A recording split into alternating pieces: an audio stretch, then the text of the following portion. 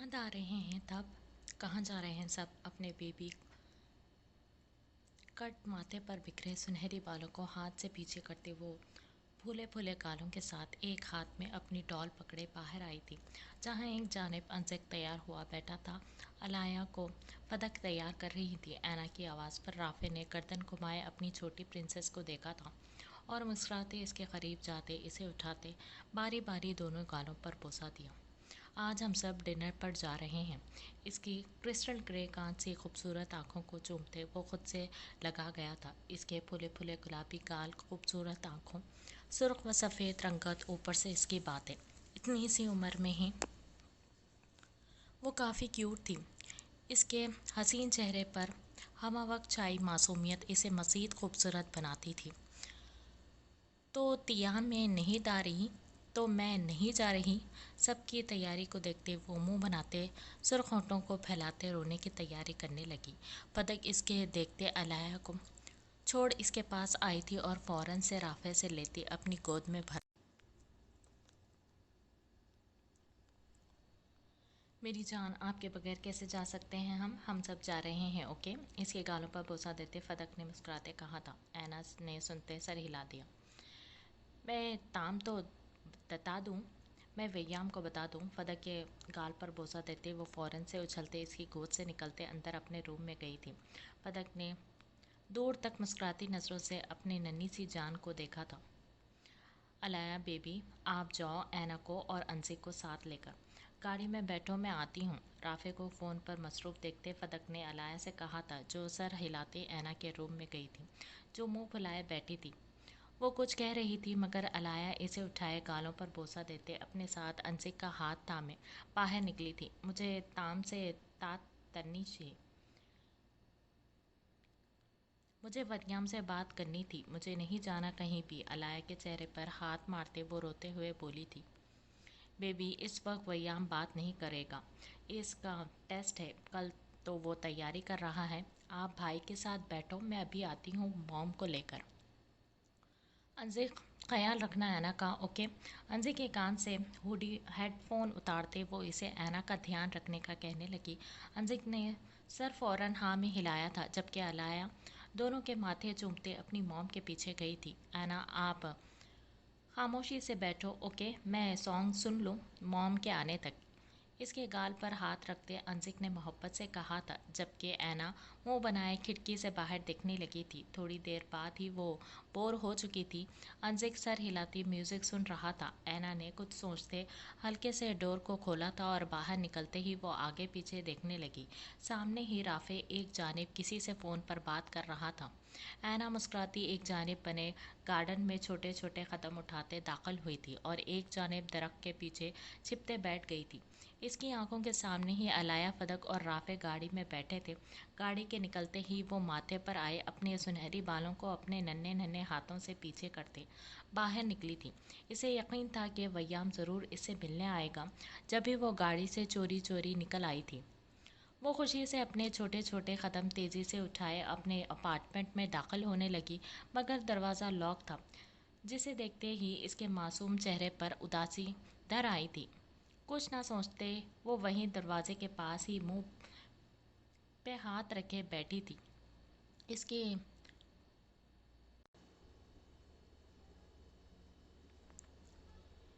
इसकी डॉल भी अंदर ही रह गई थी।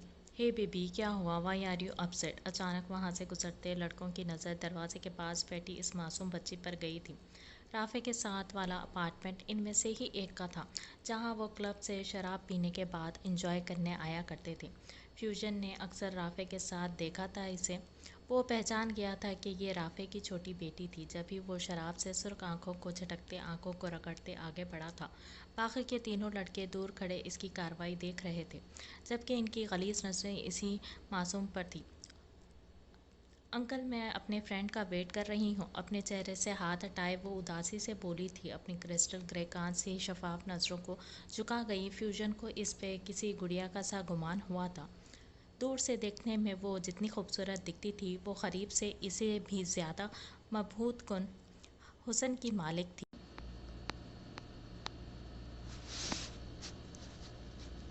ओ, आप آپ کا فرینڈ نہیں آیا؟ مگر وہ تو کہہ رہا تھا کہ ہم تو تمہیں اپنے ساتھ لے جائیں، وہ خود تم سے ملے گا، وہ ویٹ کر رہا ہے تمہارا۔ پیچھے کھڑے لڑکوں میں سے ایک آگے ہوا تھا۔ اس نے ہاتھ بڑھاتے ہی اس کی گلابی گال کو جھکتے چھونا چاہا تھا، مگر اینا نے فوراً سر پیچھے کرتے اسے ہاتھ کو دور جھٹکا تھا۔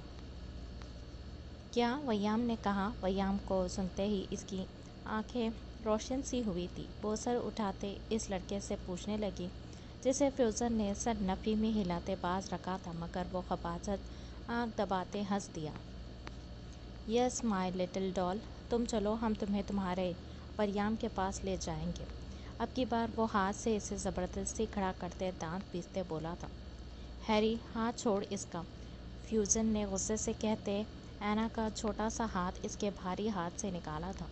نو فیوزن، اتنی آسانی سے نہیں، آج اتنا آسان شکار ملا ہے، انجوائے کرتے ہیں۔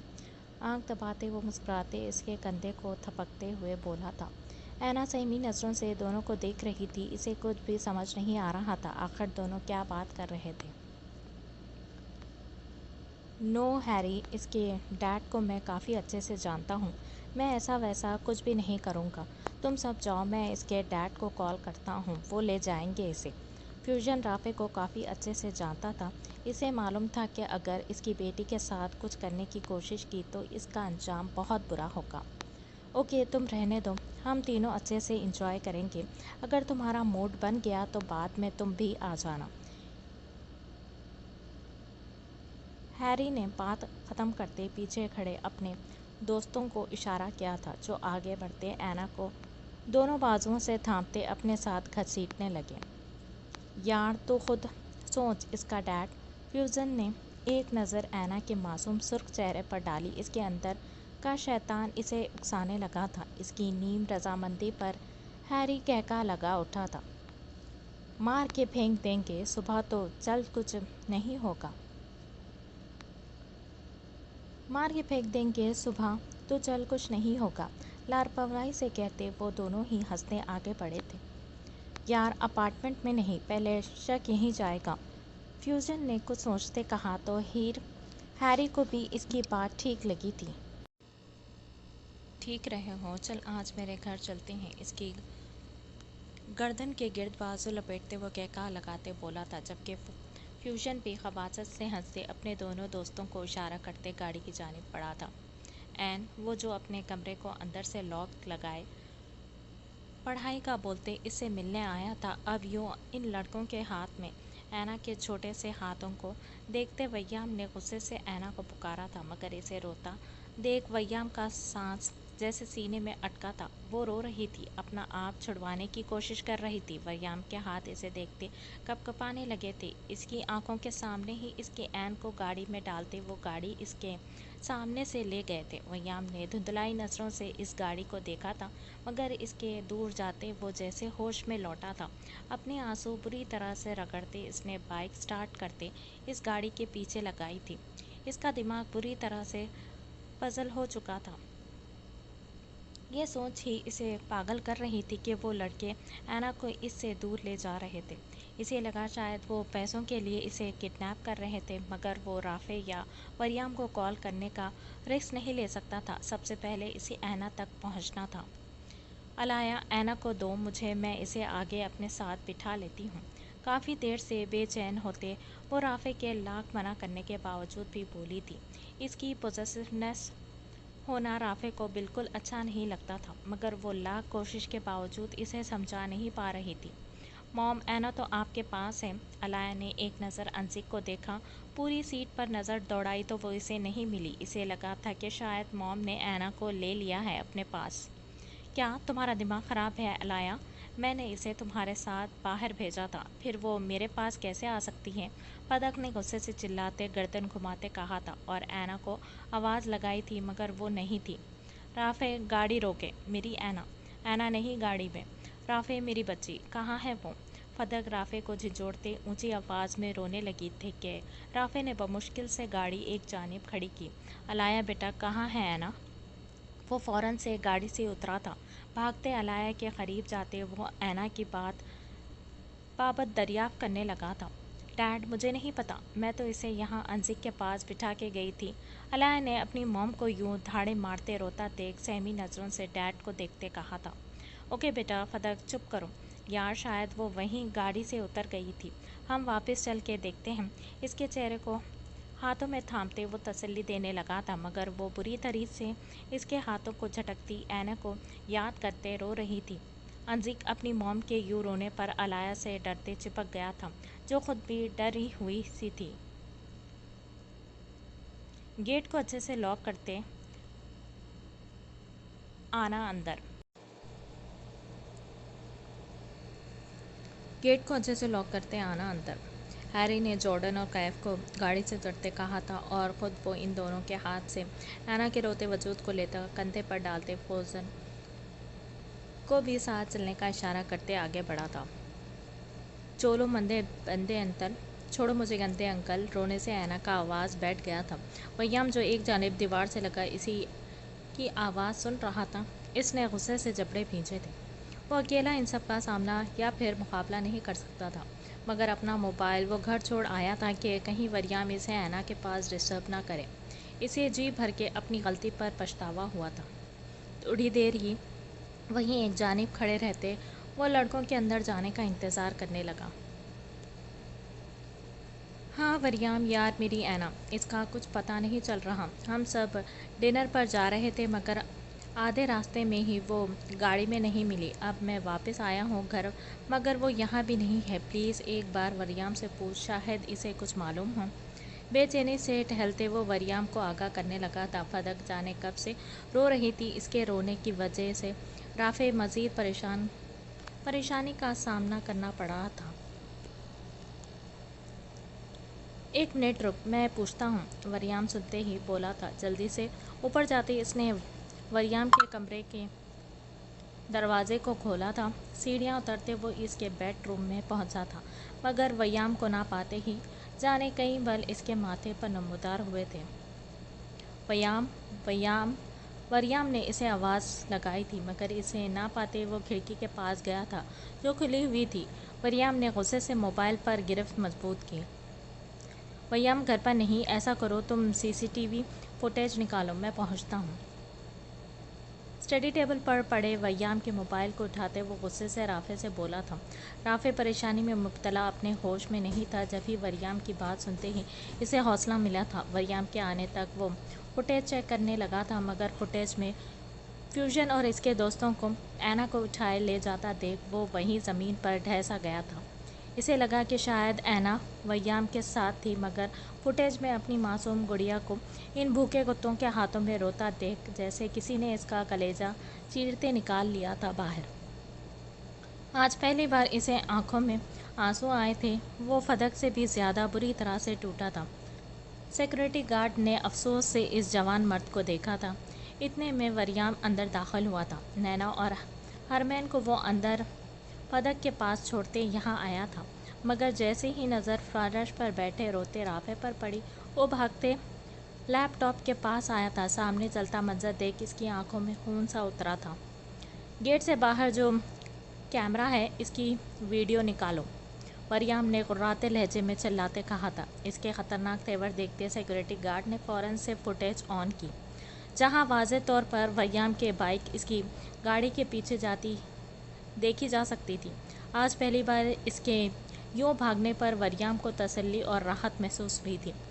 رافع اٹھو، ہمیں اینا کو بچانے جانا ہے۔ رافع کے بت بنے وجود کو جھنجھوڑتے وریام نے غصے سے تیز آواز میں کہا تھا۔ رافع کے رونے میں روانی آئی تھی، وہ روتے سر نفی میں ہلا گیا تھا۔ بھلا اپنی مردہ بیٹی کو کیسے دیکھ لیتا، اسے بہتر تھا وہ مر جانا پسند کرتا۔ پاگل مت بنو رافع، ویام اس گاڑی کے پیچھے گیا ہے۔ میں نے ویام کی گاڑی میں ٹریکر لگایا ہے، ہمیں جلدی وہاں پہنچنا چاہیے، اس سے پہلے کہ دیر ہو جائے۔ اسے کندھوں سے پکڑتے وہ جھنجھوڑتے ہوئے بولا تھا۔ رافع نے خالی خالی نظروں سے اسے دیکھا۔ ویام، رافع کے لب ہلکے سے ہلے تھے، جسے دیکھتے وریام نے سر ہاں میں ہلایا تھا۔ وہ بھاگ آیا تھا گھر سے اور اس گاڑی کے پیچھے گیا۔ وہ ہمیں اپنے بچوں کو بچانا ہوگا، انہیں ضرورت ہے ہماری، اٹھو۔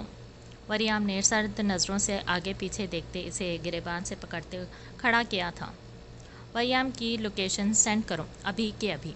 मुझे अगले 1 मिनट में इसकी लोकेशन मेरे मोबाइल से कनेक्ट करो। मोबाइल फ़ोन कान से लगाते वो सर्द लहजे में बोला था। राफे आंसू साफ करते इसके पीछे ही बाहर निकला था।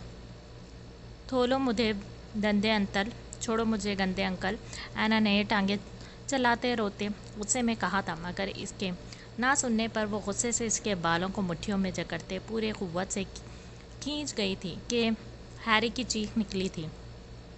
इसके यूं खींचने पर इसने गुस्से से ऐना को सोफे पर पटका था। बेसाख्ता डर से इसकी चीख निकली थी। चुप, एकदम चुप, आवाज़ मत आए तुम्हारी। हैरी ने गुस्से से इसकी मुंह पर थप्पड़ मारते कहा था। इसके भारी हाथ का थप्पड़ इस मासूम के चेहरे पर पड़ते ही वो सोफे से दूर फर्श पर जा गिरी थी। एक साइड से होंठ फटने से खून बहता थोड़ी तक जा रहा था, जबकि घुटनों के बल नीचे गिरने की वजह से वो पूरी तरह से बिलखते रो रही थी।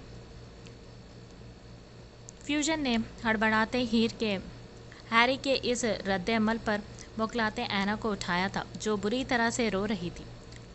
थोरो मुझे, छोड़ो मुझे। फ्यूजन के छूते ही वो डरते चिल्लाई थी। इसके हाथों को काबू करते फ्यूजन ने इसे आराम से सोफे पर बिठाया था। हैरी, ये क्या कर रहा है तू? ऐसे थप्पड़ मार के तुम क्या साबित करना चाहता है? फ्यूजन ने गुस्से पर काबू पाते इसका रुख अपनी जानिब करते पूछा था। हैरी ने एक नज़र फ्यूजन को देखा और फिर अपना हाथ इसकी गिरफ्त से छुड़वाया था। तुम दोनों जाओ बाहर, ध्यान रखो कोई अंदर ना आने पाए। फ्यूजन को नज़रअंदाज किए वो जॉर्डन और कैफ को अंदर आता देख बोला था, जो सुनते इसके हुक्म पर सर हिलाते बाहर की जानिब गए थे। देख फ्यूजन, इस बच्ची को वैसे भी मारना ही है। हमने तुझे बार बार इससे हमदर्दी करने की ज़रूरत नहीं। मैं जा रहा हूँ इसे लेकर कमरे में। तू चाहे तो मेरे साथ आ सकता है या फिर यहीं पर बैठ के इंतज़ार कर। मेरे बाद तुझे मौका दूंगा। फ्यूजन के कंधे पर हाथ रखते वो इसे आखिरी बार समझाता ऐना की जानिब पड़ा था।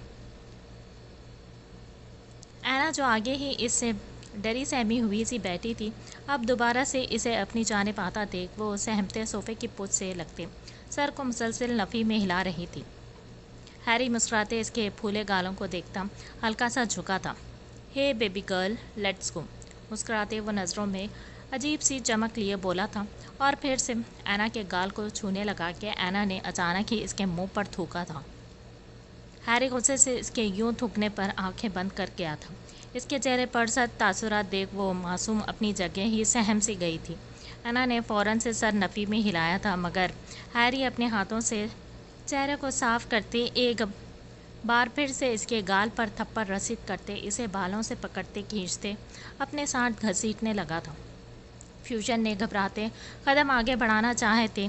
यह सब कुछ इसे अजीब सा लग रहा था, क्योंकि पहली बार वो यूं किसी मासूम बच्ची को उठा लाए थे। मगर हैरी ने हाथ के इशारे से इसे दूर रहने का कहा था। वो एक नज़र इस मासूम चेहरे पर डालता रुख फेर गया था।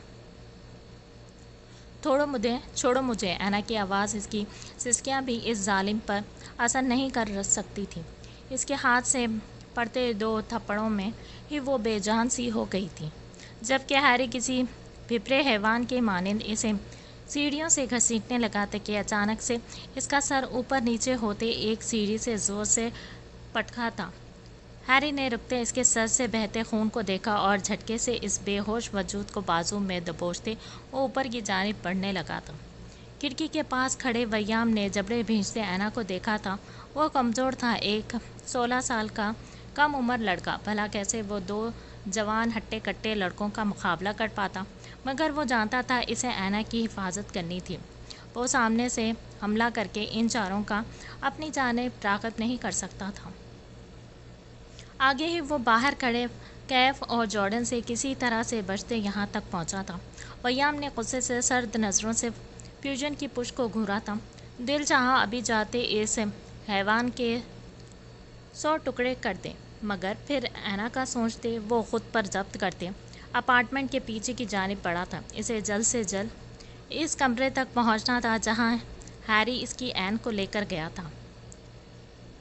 दरवाज़ा खोलते वो इसके नाजुक वजूद को बेड पर फेंकते मुड़ा था। लॉक करने की जहमत किए बिना वो बंद होती आंखों से एक नज़र ऐना के हल्के से जंबिश करते वजूद को देखता। बाहर बाथरूम की जानिब बढ़ा था।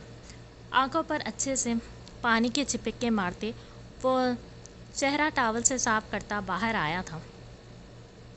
अरे तुम जिंदा हो? हाँ हाँ हाँ, बहुत अच्छी किस्मत है तुम्हारी। चलो, मेरे लिए अच्छा है कि तुम्हारी सांस अभी तक चल रही है। ऐना को देखते वो खबासत से कहका लगाते बोला था। ऐना इसे देख डरते बेड क्राउन से टेक लगा गई। सहमी नज़रों से इसे देख रही थी। माथे पर एक जानिब चोट लगने से खून बह रहा था। होंठ से बुरी तरह से ज़ख्मी होने की वजह से खून बह रहा था और बाल हैरी के बेदर्दी से खींचने पर बिखर से गए थे। इसे देख किसी फड़फड़ाते परिंदे का सा गुमा होता था जो अपनी मौत के बेहद करीब था। हैरी ने आगे बढ़ते इसे टांग से पकड़ते अपनी जानिब खींचा था। वो मासूम इस जानवर के यूं खींचने पर खींचती पेट के दरमियान में पूरी तरह से आड़ी तिरछी सी पड़ी थी। हैरी ने मुस्कुराते अपनी शर्ट के बटन खोले थे, मगर ऐना को बेड से उतरता देख वो गुस्से से आगे बढ़ा था और खींचते इसे बालों से पकड़ते इसका चेहरा अपनी जानिब घुमाया था। इसे मारने के लिए इसका उठा हाथ फिजा में ही रह गया था जब अचानक से पीछे से सर पर होते वार पर एक चीख सी इसकी मुंह से निकली थी। वो मुड़ते सुर्ख बंद होती नज़रों से पीछे देखने लगा, जहाँ वयाम हाथ में वास पकड़े खड़ा था। हैरी ने हाथ उठाया मगर इससे पहले ही इसकी आंखें बंद हुई थी। वो बेजान सा लुढ़कते ज़मीन पर गिरा था। इसके बेहोश होते ही वयाम ने वास को दूर फेंका था और दौड़ते ऐना के जानिब हुआ था जो औंधे मुंह नीचे फर्श पर पड़ी थी। एन तुम ठीक हो? क्या हुआ एन? देखो, मैं वयाम, मैं आया हूँ, प्लीज़ आंखें खोलो। इसके नाजुक वजूद को अपने हाथों में भरते वो सर अपने घुटनों पर रखते तड़पते इसे पुकार रहा था जो बेसुध सी पड़ी थी। वयाम की आंखों से गिरते आंसू इसके गालों को भिगो रहे थे। ताम बहुत अचानक ही इसने हल्की सी अपनी ग्रे सुर्ख हुई आंखों को खोलते वयाम को पुकारा था। इसके साथ ही इसके मुंह से खून की फवार निकली थी जबकि हाथ एक जानिब लुढ़क गया था। वयाम इसके बेजान होते वजूद को देखते एकदम से जैसे पागल सा हो गया था। वो रोते इसे बाहों में भरता उठा था। इसका दिमाग इस वक्त कुछ भी सोचने से माऊफ हो गया था। जिस तरह एहतियात करते वो ऊपर आया था, अब वो बिना सोचे समझे नीचे उतर रहा था। इसे ऐन को बचाना था। इसका दिमाग अपने बाजू में भरे इस नन्हे वजूद में अटका था। वो बार बार इसके मुरझाए चेहरे को देखता सीढ़ियाँ उतर रहा था। कौन हो तुम और कहाँ ले जा रहे हो इसे? फ्यूजन जो बेचैनी से नीचे टहल रहा था, हैरी की जगह वयाम और इसकी गोद में बेजान सी पड़ी ऐना के वजूद को देखती वो चलता इसकी जानिब पड़ा था। वयाम ने गैर महसूस अंदाज में कदम पीछे को लिए थे। खबरदार जो इसे हाथ लगाया। वयाम गुस्से से गुर्राया था जबकि फ्यूजन तो ये सोच रहा था कि अगर ऐना यहाँ से गई तो इसका बाप इसे जान से मार देगा। अपनी बेटी की ये हालत देख भला कैसा कोई बाप इसे जिंदा छोड़ देता।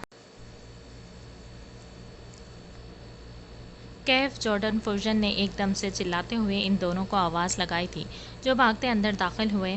कैफ, हैरी को देखो, ऊपर जाकर। जॉर्डन, पकड़ो इस लड़के को। फ्यूजन ने आगे बढ़ते कहा था। इसका हुक्म सुनते ही वो दोनों सर हिलाते आगे बढ़े थे। वयाम में लब भींचते ऐना को खुद से लगाया था और अपनी जानिब बढ़ते जॉर्डन एक ठोकर रसीद की थी। जॉर्डन थोड़ा सा जगह से हिला था। वयाम ने बेबसी से आगे पीछे देखा था और दौड़ते एक जानिब पड़ा था। ऐना को एक जानिब फर्श पर लेटाते वो इसके सामने खड़ा हो गया। खबरदार जो मेरी ऐन को हाथ भी लगाया, दूर रहो इससे। अपनी जानिब बढ़ते फ्यूजन को देखते वो गुस्से से बोला था। फ्यूजन ने आगे बढ़ते इसके वार को झेला था और फिर वयाम के दाएं हाथ को मोड़ते वो कमर से लगा गया था। वयाम ने जबड़े भींचे दर्द बर्दाश्त करते खुद को छुड़वाना चाहा था मगर इसे धक्का देते फ्यूजन और जॉर्डन दोनों टांगों से इसे मारने लगे थे। इसका कद काट काफ़ी ऊंचा था मगर इसका वजूद काफ़ी कमज़ोर सा था। अपने से बड़े उम्र के लड़कों से मुकाबला कर पाना इसके लिए मुश्किल था। काफ़ी देर इसे मारने के बाद वो लंबे लंबे सांस लेता ऐना की जानिब बढ़ा था। جارڈن باہر جا کے دیکھ، اگر اس لڑکے کے ساتھ کوئی اور بھی ہوا تو اسے بھی پکڑ کے لے آ۔ اسے ہدایت دیتے کے بعد وہ ایک نظر ویام کو دیکھتے اینا کی جانب بڑھا تھا۔ پینٹ اوپر کھسکاتے وہ چلتا اینا کے قریب بیٹھا تھا، ماتھے پر بل ڈالے وہ اینا کے چہرے پر بکھرے بال پیچھے کرتے اس کا چہرہ دیکھنے لگا۔ ویام نے آنکھ کے پاس سے بہتے خون کو بازو سے رگڑتے بمشکل سے وہ گھسیٹتے ہوئے آگے بڑھا تھا۔ صوفے پر ہاتھ رکھتے وہ سہارے سے کھڑا ہوتا اور غصے سے جبڑے بھینچتے وہ آگے بڑھتے۔ فیوژن کی کمر پر زور سے لات رسید کی۔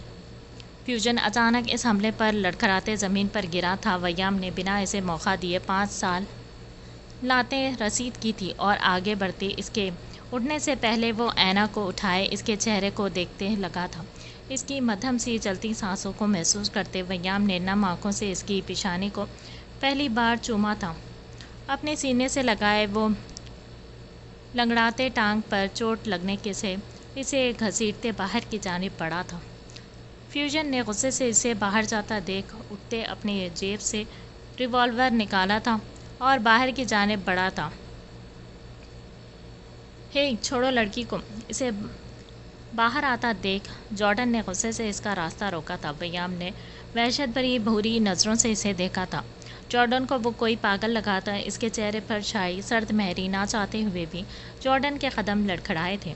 وہ پیچھے کو ہونے لگا کہ اچانک سی فیوژن نے چلاتے ویام کو پکارا تھا۔ ویام نے اینا کے گرد گرفت مضبوط کرتے گردن گھمائی تو پیچھے ہی وہ اس پر گن تانے کھڑا تھا۔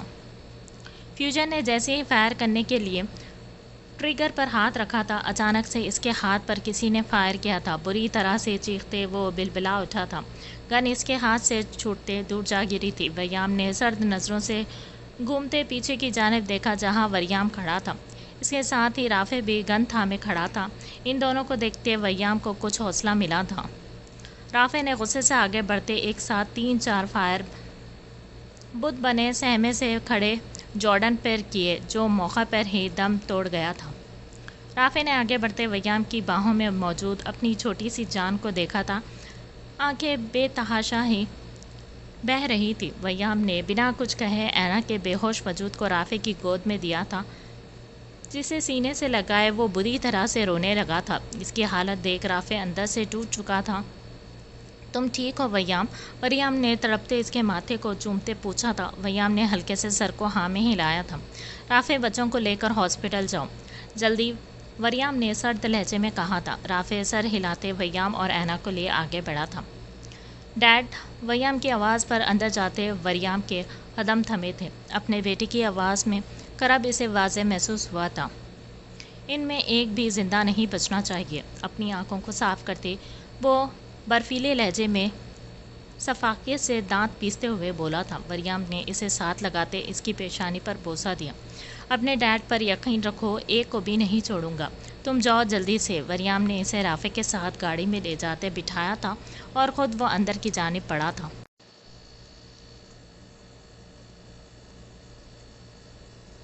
ویام، رافع نے نم آواز میں اس کے کندھے پر ہاتھ رکھا تھا جو اپنے آپ میں نہیں لگ رہا تھا۔ ویام نے آنسو بھری وحشت ناک بھوری آنکھوں سے سر اٹھائے رافع کو دیکھا جو لب بھیجے کھڑا تھا۔ اب اس کے یوں دیکھنے پر اور سر جھکانے پر وہ اس کے قریب بیٹھ گیا۔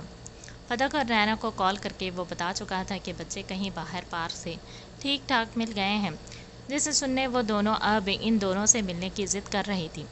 جیسے تیسے رافع نے انہیں ٹال دیا تھا۔ اگر فدق اینا کو اس حال میں دیکھ لیتی تو اسے سنبھالنا یقیناً بے حد مشکل ہو جاتا۔ ڈاکٹر پچھلے آدھے گھنٹے سے اینا کو لیے اندر روم میں آپریٹ کر رہے تھے۔ رافع کا دل بری طرح سے دھڑک رہا تھا۔ ویام کے ماتھے اور آنکھوں کے قریب سے بہتے خون کو دیکھتے رافع چلتا اس کے قریب آیا تھا۔ وہ ٹھیک ہو جائے گی ویام، تم پٹی کروا لو۔ رافع جانتا تھا اس کا لگاؤ اینا کی جانب بچپن سے ہی بہت زیادہ تھا، جبھی وہ بضد ہوتے بیٹھا تھا۔ نرس کئی بار اسے پٹی کا کہہ چکی تھی مگر وہ خاموش سر جھکائے بیٹھا تھا۔ اسے ٹھیک ہونا ہی پڑے گا، میں جانتا ہوں وہ ٹھیک ہو جائے گی میرے لیے۔ رافع کی آنکھوں میں دیکھتے وہ جنونی سے لہجے میں آنکھوں میں جنون سموئے بولا تھا۔ رافع کو کچھ عجیب سا لگا اس کا رویہ، مگر وہ خاموشی اس کا کندھا تھپک گیا تھا۔ ویام بیٹا، آپ پٹی کروا لو، خون بہہ رہا ہے اتنا زیادہ۔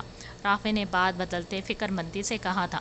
पहले ऐना को देख लूँ, इसके बाद। राफे जो को जवाब देते वो चलता दरवाजे के पास रुका था। डॉक्टर्स अब ऐना को इंजेक्शन लगाते बाहर की जानिब आ रहे थे।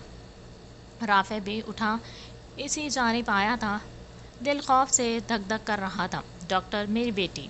बेचैनी से तड़पते वो अपनी बेटी की बात पूछने लगा था। मिस्टर राफे, आप मेरे साथ आए।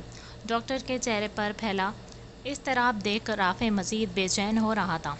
इसने वैयाम की जानिब देखा जो सर नफ़ी में हिलाते इससे पहले डॉक्टर के पीछे इसकी कैबिन में दाखिल हुआ था। बेटा, आप बाहर वेट करें, मुझे इनसे कुछ इम्पॉर्टेंट बात करनी है, डॉक्टर ने वैयाम को देखते कहा था। आप मेरे सामने बात करें, मैं यहाँ से कहीं नहीं जाऊँगा। राफे को एक नज़र देखता वो कुर्सी खींचते बैठा था। राफे भी बेचैन सा इसके साथ वाली कुर्सी पर बैठा था। डॉक्टर ने एक नज़र वैयाम पर डाली और फिर राफे की जानिब मतवज्जे हुए। मिस्टर राफे, आप जानते हैं कि एक डॉक्टर और पेशेंट का ताल्लुक़ कितना गहरा और अहम होता है। मैं आपसे जो जो सवाल पूछूंगा आपको इन सब के सही से जवाब देने होंगे, डॉक्टर ने पेशावराना अंदाज अपनाते कहा था। वयाम के माथे पर बल नमूदार हुए थे। इसने सर्द नज़रों से डॉक्टर को देखा। डॉक्टर, आप पूछें, आखिर क्या बात है? क्या मेरी बच्ची ठीक है या नहीं? आप मुझे बताते क्यों नहीं? वो कैसी है? राफे ने बेचैनी से बेबसी से तड़पते कहा था। डॉक्टर ने गहरा सांस फिजा के सुपुर्द किया। क्या ये आपकी अपनी बेटी है? डॉक्टर ने संजीदगी से राफे को मुखातिब करते पूछा था। डॉक्टर के गैर मुतवक्का सवाल पर राफे ठटक सा गया था। वयाम ने परेशानी से डॉक्टर और फिर राफे की जानिब देखा जो परेशान सा था। जी डॉक्टर, मेरी अपनी बेटी है। ऐना, आप क्यों पूछ रहे हैं इस बारे में? एक नज़र वयाम के उलझे चेहरे पर डालते वो एतमाद से बोला था। डॉक्टर ने इसके चेहरे के बदलते रंग देख लिए थे और फिर नरमी से गोया हुआ। हमने बच्ची की सारे टेस्ट किए हैं जिससे हमें ये मालूम पड़ा है कि बच्ची के पैदा होने से पहले इसकी माँ कुछ मुज़य्यर सेहत अद्वियात और नशा दोनों इस्तेमाल करती रही है। शायद वो ये बच्ची नहीं चाहती थी। डॉक्टर के इतने बड़े इंकशाफ पर वरियाम ने जबड़े भींचे सुर्ख नज़रों से राफे को देखा था जो खुद इस इंकशाफ पर हैरत ज़दा था। डॉक्टर, आप क्या कह रहे हैं? ऐसा कुछ भी नहीं है। माथे पर चमकते पसीने को साफ करते वो वरियाम से नज़रें चुराते हुए बोला था। नैना, वरियाम, फदक और राफे के अलावा सब बच्चे इस बात से अनजान थे कि ऐना फदक और राफे की भी अपनी बेटी नहीं। जब भी वो इस सच को छुपा रहा था वरियाम से। आपकी बेटी को बोलने में मुसला है। क्या वो अटक अटक के बोलती है? डॉक्टर के अगले सवाल पर राफे ने मुस्तरब सा डॉक्टर को देखा था। वयाम की हालत भी कुछ ऐसी ही थी। जी नहीं डॉक्टर, दरअसल इसकी ज़बान अभी साफ़ नहीं हुई, वो अल्फाज ठीक से नहीं बोल पाती थी। अभी बच्ची है, वक्त के साथ ठीक हो जाएगी। राफे को अजीब लगा डॉक्टर का ऐसा पूछना। ऐना ठीक से नहीं बोल पाती थी और वो इसकी गलत फहमी में था कि शायद इसी गलत फहमी में था कि शायद वो अभी ठीक से अल्फाज अदा नहीं कर पा रही। मगर डॉक्टर के सवाल इसे मज़ीद उलझा रहे थे। आपकी बेटी ने नॉर्मली बोलना कब स्टार्ट किया था? अब की बार डॉक्टर पुरसुकून था। इसे समझ आ गया था कि बाकी वालिदैन की तरह राफे भी अपनी बेटी के ऐसे बोलने को नॉर्मल ले रहा था। शायद 3 साल की उम्र में वो बोलने लगी थी। नज़रें चुराते वो डॉक्टर को ना देखते बोला था। और आपने जहमत भी ना की कि आखिर 3 साल की बच्ची बोल नहीं पा रही, इसके पीछे कोई वजह होगी। डॉक्टर ने अफसोस से सर नफ़ी में हिलाते इसे मज़ीद शर्मिंदा किया था। मुझे अफसोस से कहना पड़ रहा है मिस्टर राफे कि आपकी वाइफ इस बच्ची को नहीं चाहती थी। इन्होंने अपनी प्रेगनेंसी के दौरान बहुत सी गलत अद्वियात और नशे का इस्तेमाल हद से ज़्यादा किया था और इसके अलावा पैदाइश के बाद बच्ची को पूरे 24 घंटे तक माँ का दूध मुयस्सर नहीं हुआ सका। इसके गले के वोकल कॉर्ड्स बढ़ गए हैं। आहिस्ता आहिस्ता वक्त के साथ के टॉन्सन्स बढ़ने की वजह से इसे बोलने में दिक्कत होने लगी और अब वो अटक अटक के बोलती है। इसके अलावा इसे बोलते वक्त शदीद दर्द भी बर्दाश्त करना पड़ता है जिसका इसने आपको बताया होगा, मगर आपने कभी गौर नहीं की। ڈاکٹر نے نہایت سکون سے اس کے سر پر بم پھوڑا تھا، جو حیرت زدہ سا ڈاکٹر کو دیکھ رہا تھا۔ ویام اپنے ہاتھوں کی مٹھیوں کو بھیجتے خود پر ضبط کیے بیٹھا تھا۔ اس کے دماغ میں ایک ہی بات گردش کر رہی تھی کہ فدک نے اینا کو پیدا ہونے سے پہلے ہی مارنا چاہا تھا۔ ڈاکٹر پلیز، اس کا کچھ حل ہے، پلیز میری بچی کو ٹھیک کر دیں۔ ڈاکٹر کے ہاتھ پکڑتے وہ بے بسی سے بولا تھا، آنکھیں مسلسل نم تھی۔ ویام غصے سے جگہ سے اٹھا تھا اور باہر کی جانب گیا۔ آج جو حادثہ پیش آیا ہے، شکر کریں آپ کی بیٹی اس حادثے میں وقت سے پہلے صحیح سلامت بچ گئی ہے۔ ظاہری چوٹیں بڑھ جائے گی مگر وہ شوق میں چلی گئی ہے۔ آپ کا وقت، پیار اور محبت اسے ٹھیک کر پائے گا۔ اور جہاں تک اس کے گلے کا سوال ہے تو ہمیں کل اسے فوری طور پر آپریٹ کرنا پڑے گا۔ ان بڑھتے ٹانسلز کو کاٹنا پڑے گا تاکہ آپ کی بچی ٹھیک ہو سکے۔ ڈاکٹر، وہ ٹھیک تو ہو جائے گی، پلیز اسے بچا لے ورنہ میری بیوی مر جائے گی۔ اپنی آنکھوں کے نمی کو ہاتھ سے صاف کرتے وہ التجایا ہوا تھا۔ ڈاکٹر نے گہرا سانس فضا میں خارج کرتے اسے دیکھا تھا۔ فکر مت کریں، ہم پوری کوشش کریں گے ان کو بچانے کی، مگر ایک بات میں یقین سے کہہ سکتا ہوں کہ وہ آپ کی اپنی بیٹی نہیں۔ ڈاکٹر آرام سے کہتے کرسی سے ٹیک لگا گیا تھا۔ رافع نے ایک نظر ڈاکٹر کو دیکھا تھا اور بنا کچھ کہے باہر آیا تھا، جہاں ویام غصے سے چکر کاٹتے اسی کا انتظار کر رہا تھا۔ اسے دیکھتے ہی رافع نے لب کچلے تھے۔ انکل، مجھے جھوٹ مت بولیے گا، مجھے سچ جاننا ہے، کیا اینا آپ کی اپنی بیٹی ہے؟ ہاں یا نہیں؟ اپنی سرخ ہوئی بھوری آنکھوں سے لہجے میں وحشت سموئے وہ رافع کو دیکھتے اسے سے غرا اٹھا تھا۔ رافع نے لب بھینچے اس کی جانب دیکھا تھا۔ اینا ہماری بیٹی نہیں ہے، وہ میرا خون۔ جس دن فدک کا آپریشن ہوا تھا اس نے مردہ بیٹی کو جنم دیا تھا۔ اس کی دماغی کنڈیشن پہلے ہوئے ایک دو حادثے کی وجہ سے بہت کمزور تھی۔ ڈاکٹرز نے مجھے کہا تھا کہ اگر یہ بات فدک کو معلوم پڑی تو وہ جی نہیں پائے گی۔ میں بہت پریشان تھا، کچھ بھی سمجھ نہیں آ سکا تھا۔ جب 2 گھنٹوں کے بعد فدک کے پاس ہمت کرتے گیا تو مجھے دیکھتے ہی چلا اٹھی تھی۔ علایا اور انزک دونوں بچے ماں کی حالت کو دیکھتے سہم سے گئے تھے۔ نرس نے اسے پہلے سے ہی بتا دیا تھا کہ اس نے مردہ بچی کو جنم دیا ہے۔ اس کی حالت کے زیر اثر ڈاکٹرز نے اسے بے ہوش کیا تھا۔ پوری رات میں اور وریام پریشان رہے تھے۔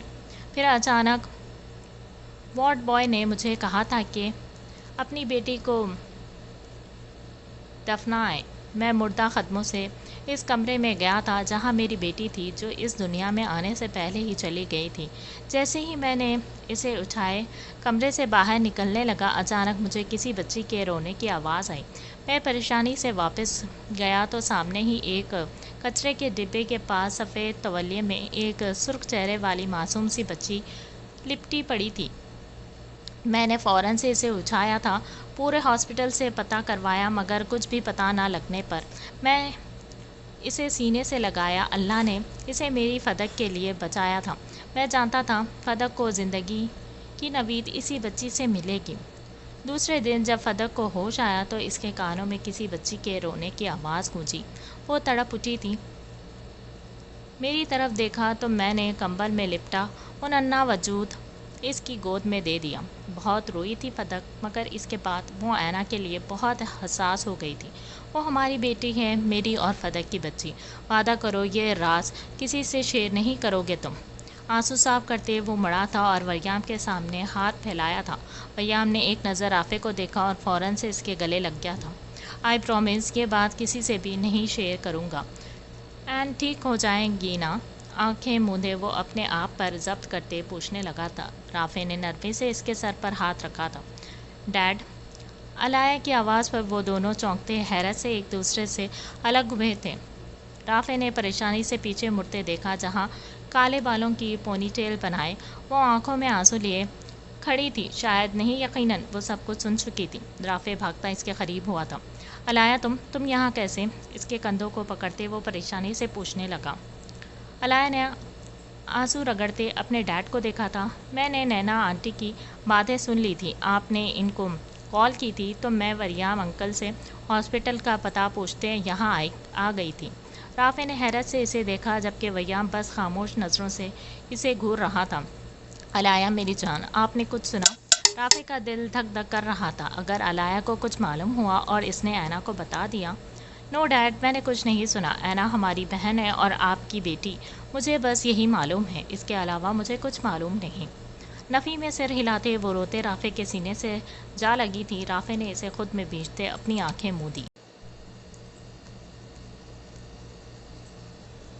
ویام بیٹا، آپ کے سر نے 3 بار کال کی ہے، آپ کا ٹیسٹ ہے آج۔ اس کے قریب بیٹھتے وریام نے اسے یاد دلایا تھا وہ رات ان سب کو پکڑتے یہاں آیا تھا، جہاں اسے رافع سے اینا کے آپریشن کا معلوم ہوا، اور ساتھ یہ بھی کہ علایا اور وریام دونوں ہی جان چکے تھے کہ اینا ان کی بیٹی نہیں ہے۔ وریام نے ایک بار پھر سے وقت دیکھا تھا جہاں صبح کے 9 بج رہے تھے۔ پروفیسر اسٹیون کی کال دیکھ کر وہ بت بنے وریام کو چھوڑتے ایک جانب ہوتے فون اٹھاتے کان سے لگایا تھا۔ مسٹر وریام، ویام کہاں ہے؟ اس کے ٹیسٹ کا ٹائم ہو گیا ہے۔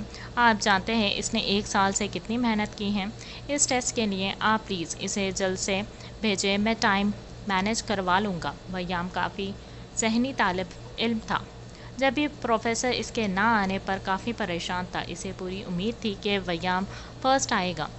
دیکھیے پروفیسر، میں کوشش کرتا ہوں اسے بھیجنے کی، وریام نے ماتھا مسلتے بے چینی سے کہا تھا، اور مڑتے بینچ پر بیٹھے ویام کو دیکھا۔ ویام، وریام نے پھر سے اسے پکارا تھا۔ نو ڈیڈ، مجھے کہیں نہیں جانا، جب تک این ہوش میں نہیں آ جاتی میں یہاں سے ہلوں گا بھی نہیں۔ اس کی جانب دیکھتے وہ برفیلے لہجے میں بولا تھا، بیٹا آپ کا فیوچر سب کچھ تباہ ہو جائے گا، ہم سب ہیں یہاں، اینا کا خیال ہم سب رکھیں گے، میں وعدہ کرتا ہوں۔ وریام جانتا تھا ویام کی بچپن سے ایک ہی خواہش رہی تھی، وہ ڈاکٹر بننا چاہتا تھا، مگر اب جب اس کے خواب کو پورا کرنے کا وقت تھا وہ خود ہی پیچھے ہٹ رہا تھا۔ نو ڈیڈ، این سے بڑھ کر کچھ نہیں، آپ چاہے جو مرضی کہہ لیں، میں کہیں نہیں جا رہا۔ آپریشن تھیٹر کے بند دروازے کی جانب دیکھتے وہ کہتا ساتھ ہی اٹھا تھا اور وریام کی نظروں سے اوجھل ہو گیا۔ اینا کا آپریشن کامیاب ہوا تھا، اب وہ خطرے سے باہر تھی، مگر ڈاکٹر نے جیسے پہلے ہی آگاہ کیا تھا کہ وہ اب خاموش سی ہو گئی تھی۔ اس حادثے کو گزرے 2 ہفتے ہو چکے تھے، مگر وہ بالکل خاموش ہو گئی تھی۔ آج رافع اور فدق اسے ہاسپٹل لے گئے تھے جہاں اس کی پٹی اتری تھی۔ ڈاکٹر نے پھر سے ایک بار چیک اپ کیا تھا۔ انہیں پرسکون کرتے ڈاکٹر نے واضح بتایا تھا کہ اب وہ ٹھیک تھی اور بالکل نارمل بچوں کے جیسے بول پائے گی، مگر اس کی خاموشی کی وجہ سے وہ دونوں کافی پریشان تھے۔ ڈاکٹر اس کی کنڈیشن کے متعلق آگاہ کیا تھا، مگر ڈاکٹر نے صبر کرنے کا کہا تھا، وقت کے ساتھ ساتھ وہ خود ہی ٹھیک ہو جائے گی۔ ڈاکٹر کی بات پر وہ دونوں خاموش ہو گئے تھے۔ اینا میری پرنسس، آج آپ کا فیوریٹ چاکلیٹ کیک بنایا ہے میں نے، چلو آؤ نیچے۔ فدق رات اس کے کمرے میں آئی تھی جہاں وہ بیڈ پر بیٹھے اپنی فیوریٹ ڈال کے ٹکڑے کر رہی تھی۔ فدق نے سہمے دل پر ہاتھ رکھا تھا، پھر خود کو مضبوط کرتے وہ آگے بڑھی تھی اور نرمی سے اس کے سنہری بالوں کو ہاتھ سے سنوارتے وہ اس کی پیشانی پر بوسہ دیتے بولی تھی۔ اینا نے ایک نظر اپنی موم کو دیکھا اور رخ پھیر گئی تھی۔ اس کا رویہ جانے کیوں مگر فدق کو دیکھ دکھ پہنچا تھا۔ اینا نے فدق کی جانب دیکھتے سر نفی میں ہلایا تھا۔ کیوں، کیا ہو گیا؟ کیوں نہیں کھانا کیک؟ اس کے چہرے کو ہاتھ میں لیے فدق نے اسے بولنے پر اکسایا تھا، مگر وہ بولی نہیں، بس خاموشی سے اسے دیکھ رہی تھی۔ فدق دل برداشتہ ہوتے روتی وہاں سے چلی گئی۔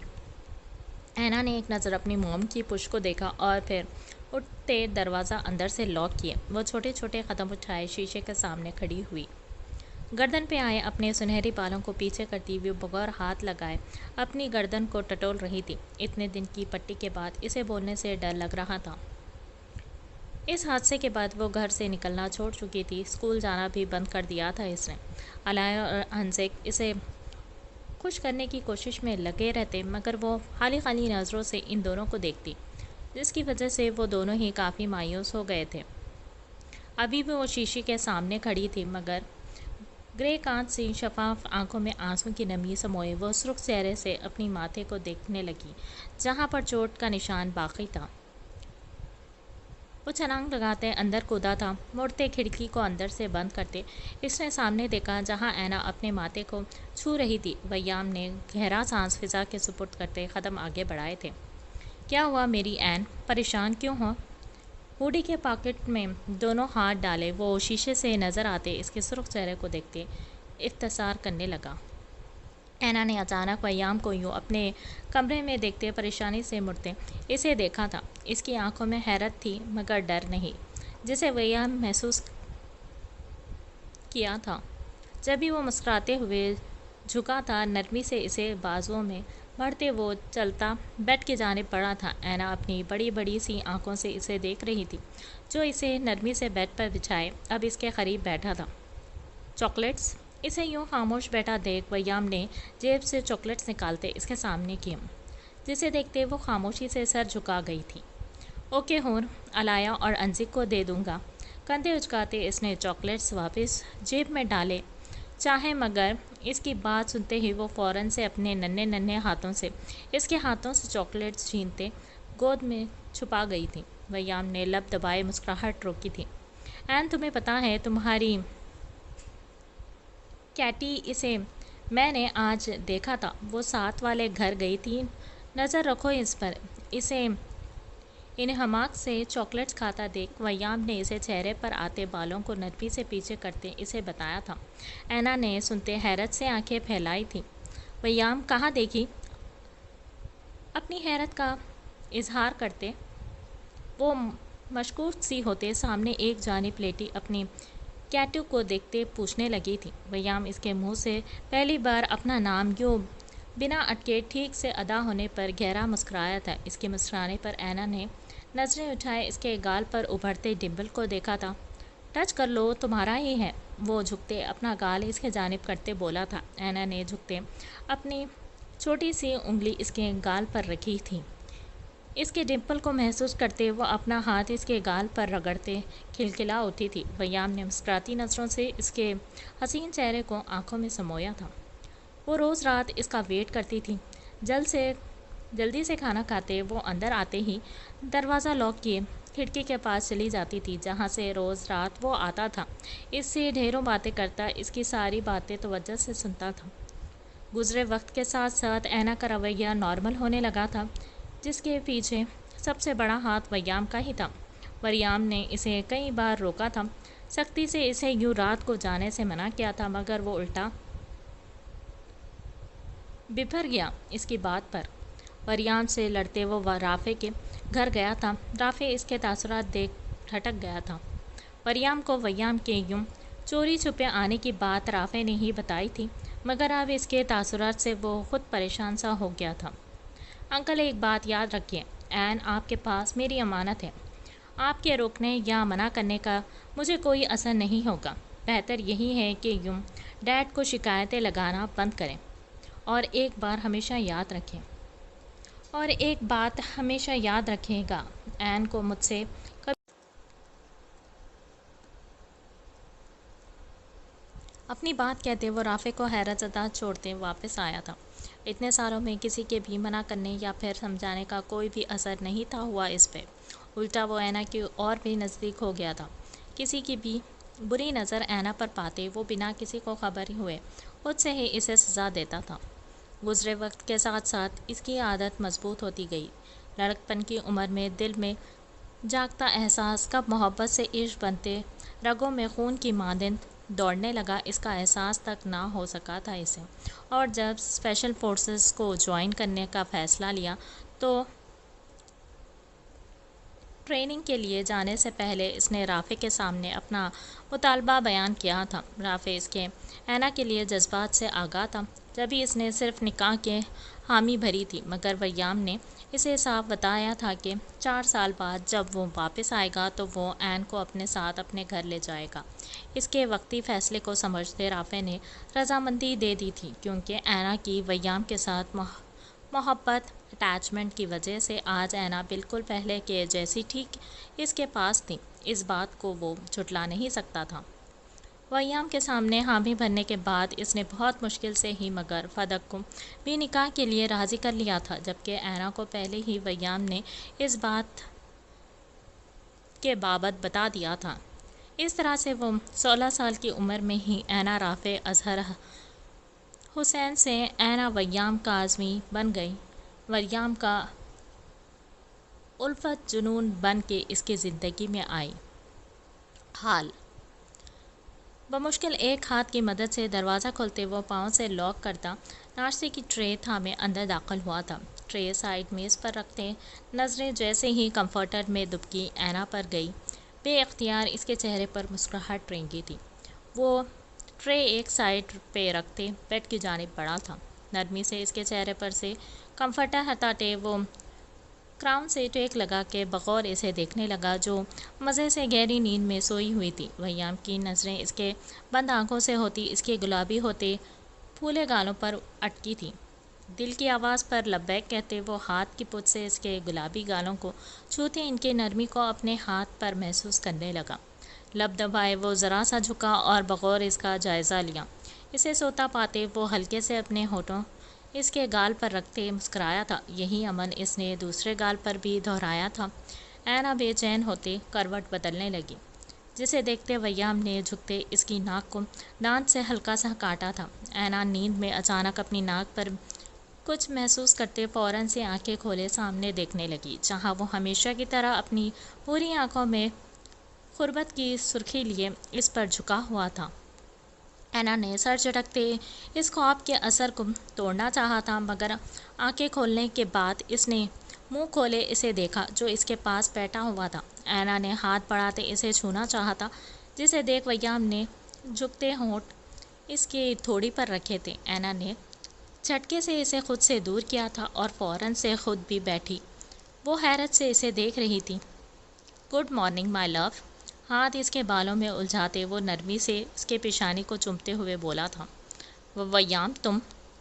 اینا نے حیرت و بے یقینی سے سوال کیا تھا، مگر پھر نظریں چاروں اطراف دوڑائی تو خود کو کسی اور ہی جگہ پایا تھا۔ یہ اس کا کمرہ تو نہیں تھا۔ دماغ نے کام کرنا شروع کیا تو اسے یاد آیا رات وہ اس سے ملنے آیا تھا۔ ان کی باتیں، ویام کی غربت، اور پھر اسے اچانک گردن پہ درد سا ہوا تھا۔ ویام ہم کہاں ہیں؟ یہ کون سی جگہ ہے؟ اس سے دور ہوتے وہ لڑکھڑاتی ہوئی آواز میں استفسار کرنے لگی۔ ویام نے سکون سے اس کی دلکش روپ کو آنکھوں میں اتارا اور بیڈ پر گرتے وہ کشن سر کے نیچے رکھتے لیٹا۔ اینا نے فاصلہ بڑھاتے قدم بیڈ سے اتارے تھے۔ ویام کو دیکھتے وہ غصے سے دروازے کی جانب بڑھی تھی، مگر دروازے کو لاک دیکھ اینا نے غصے سے مڑتے ویام کو گھورا تھا۔ وہ چلتے واپس بیڈ کے قریب آئی تھی۔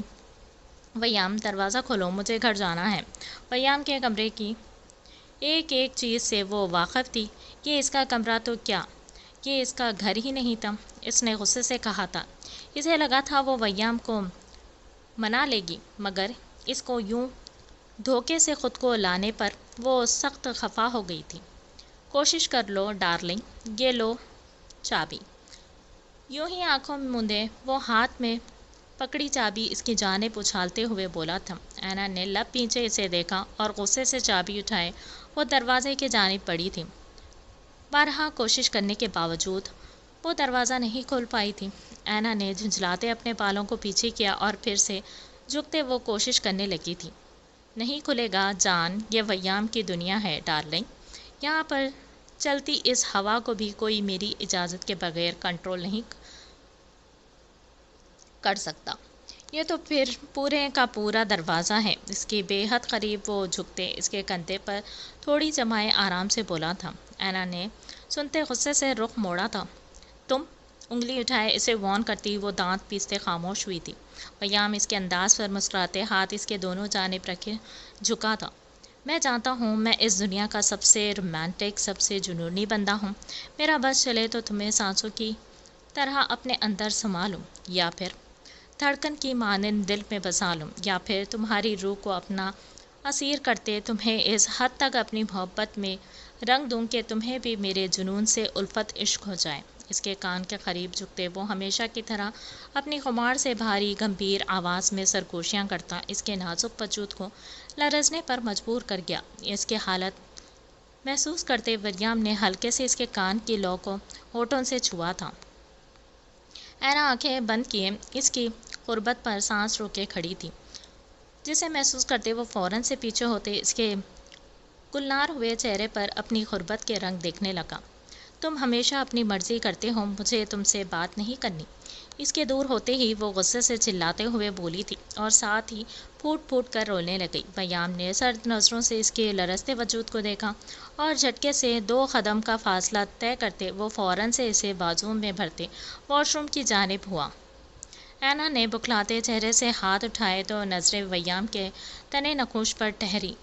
نینا کا دل خوف سے پھڑپڑانے لگا۔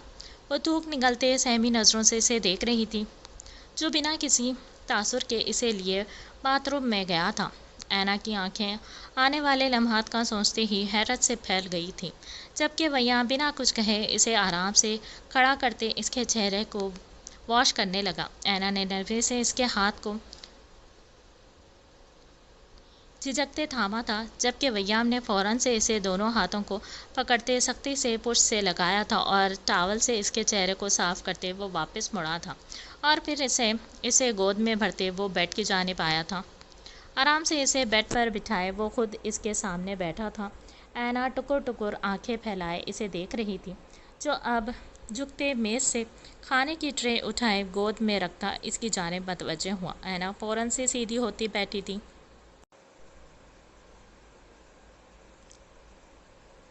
ویام نے سرد نظروں سے اسے گھورتے بریڈ اس کے سامنے کیا، جسے وہ خاموشی سے جھکتے بائٹ لیتے چبانے لگی۔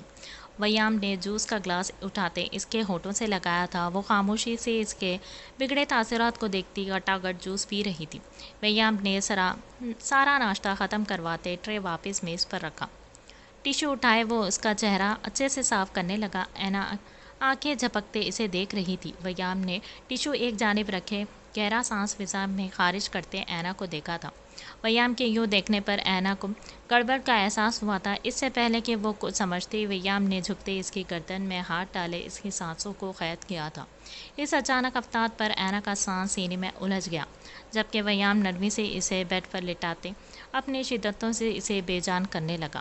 اس کی بڑھتی جنونیت پہ اینا نے ڈرتے اس کی گریبان کو پکڑتے جھنجھوڑا تھا۔ ویام نرمی سے اس کے ہونٹوں کو آزادی دیتے اس کے ماتھے سے ماتھا ٹکائے گہرا سانس بھرنے لگا۔ صرف 5 دن، ان 5 دنوں میں تم بنا کچھ کہے میرے ساتھ رہو گی۔ تمہاری پڑھائی یا پھر کسی بھی چیز میں کوئی بھی فرق نہیں آنے دوں گا میں، اور میں وعدہ کرتا ہوں اگر ان 5 دنوں میں تمہیں میری غربت، میری چاہت میں کچھ برا محسوس ہوا تو میں تمہیں چھوڑ آؤں گا واپس۔ ویام اسے نظروں کے حصار میں لیتے اس کی آنکھوں میں دیکھتے ہوئے بولا تھا۔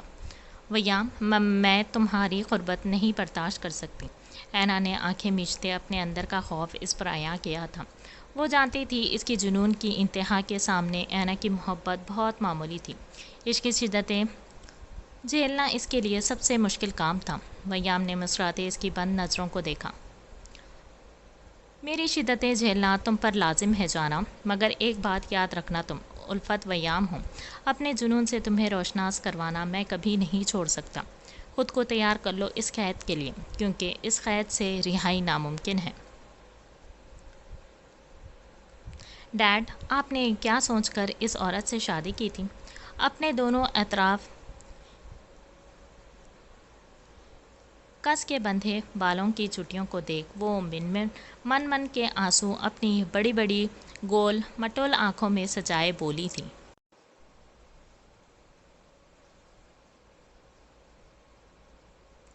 میز کی دوسری جانب انہماک سے نیوز پڑھتے داؤد نے چشمہ اتارتے گردن گھمائے پہلے اپنی معصوم بیٹی کو دیکھا اور پھر دعا کی جانب، جو کچن میں کھڑی ملازمہ سے ناشتہ تیار کروا رہی تھی۔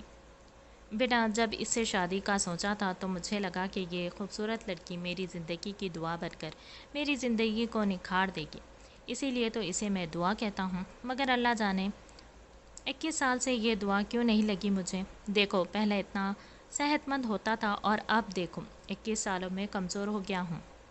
ہر وقت اس عورت سب ٹارچر ہو کر میں پاگل ہو گیا ہوں۔ اپنے مصنوعی آنسوں کو آنکھوں سے رگڑتے صاف کرتا وہ میرب سے بولا تھا، جس کا چہرہ دھول سے اٹا ہوا تھا۔ ناک پر لگی دھول کو دیکھتے داؤد نے کہکہا ضبط کرتے سرخ چہرے سے گردن گھما دی تھی۔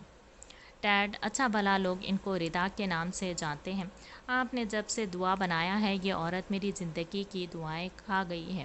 بھلا اتنی ظالم ماں بھی ہوگی کسی کی. صبح 3 بجے سے اٹھایا ہے مجھے. دیکھیے پورا اسٹور روم صاف کروایا ہے. بالوں کی کس کے 2 چوٹیاں کر دی. سر ابھی تک دکھ رہا ہے میرا. اپنے ناک کو بازو سے رگڑتے وہ دعا کو گھورتے بولی تھی.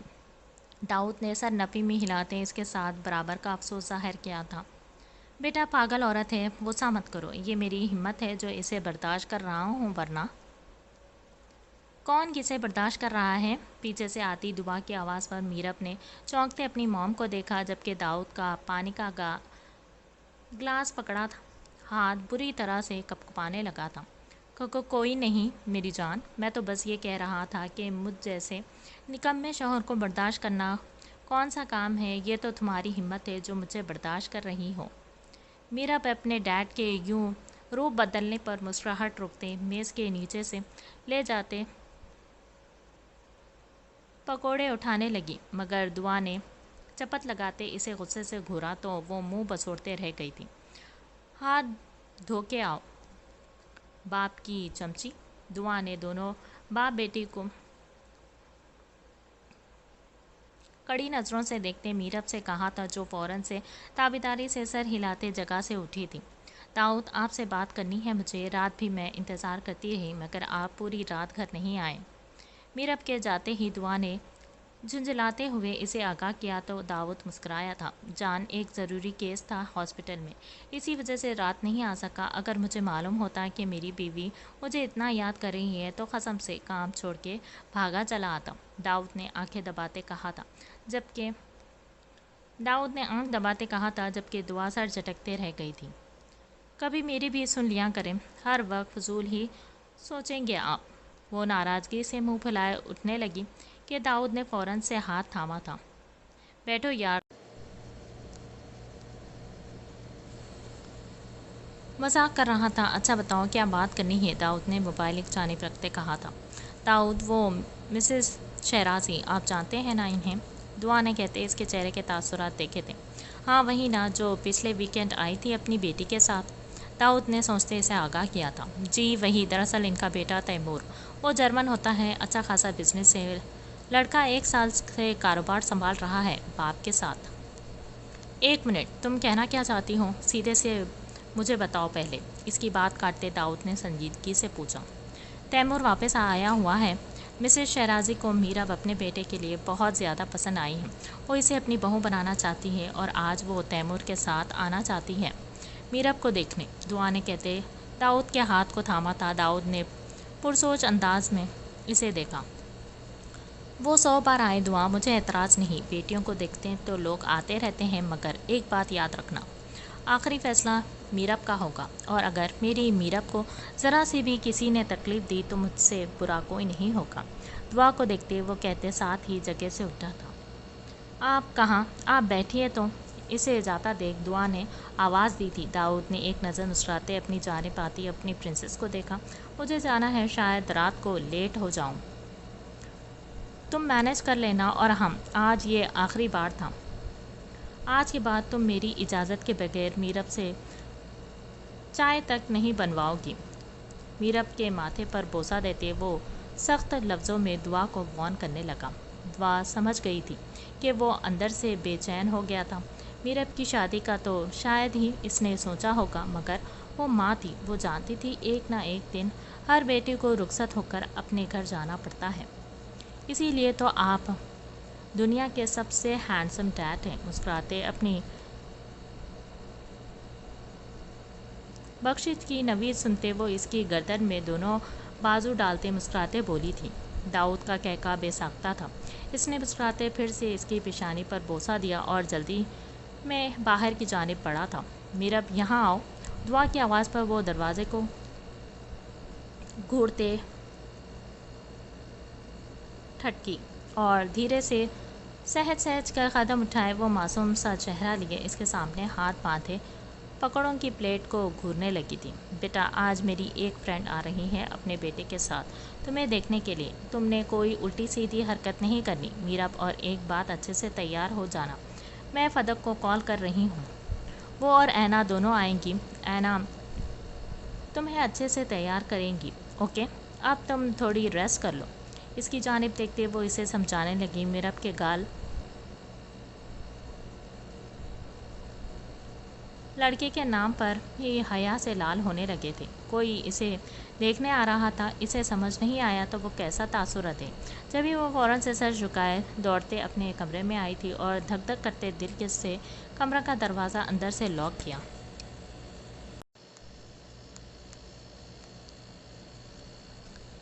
کوئی مجھے دیکھنے آ رہا ہے. اوف, میں تو شرما کے ہی مر جاؤں گی.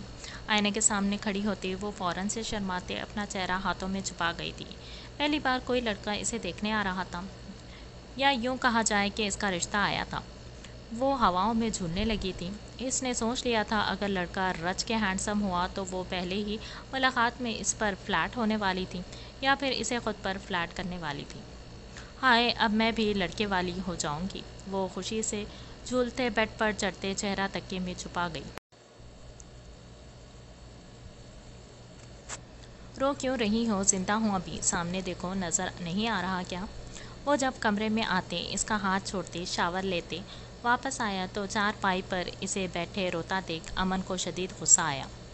وہ دھیمے مگر تیز لہجے میں قدم اس کی جانب بڑھاتے بولا تھا. حیا نے اپنی لال ہوئی کالی آنکھوں سے سر اٹھائے اس کی جانب دیکھا اور پھر غصے سے منہ گھٹنوں میں دیے رونے کا شغل جاری کیا.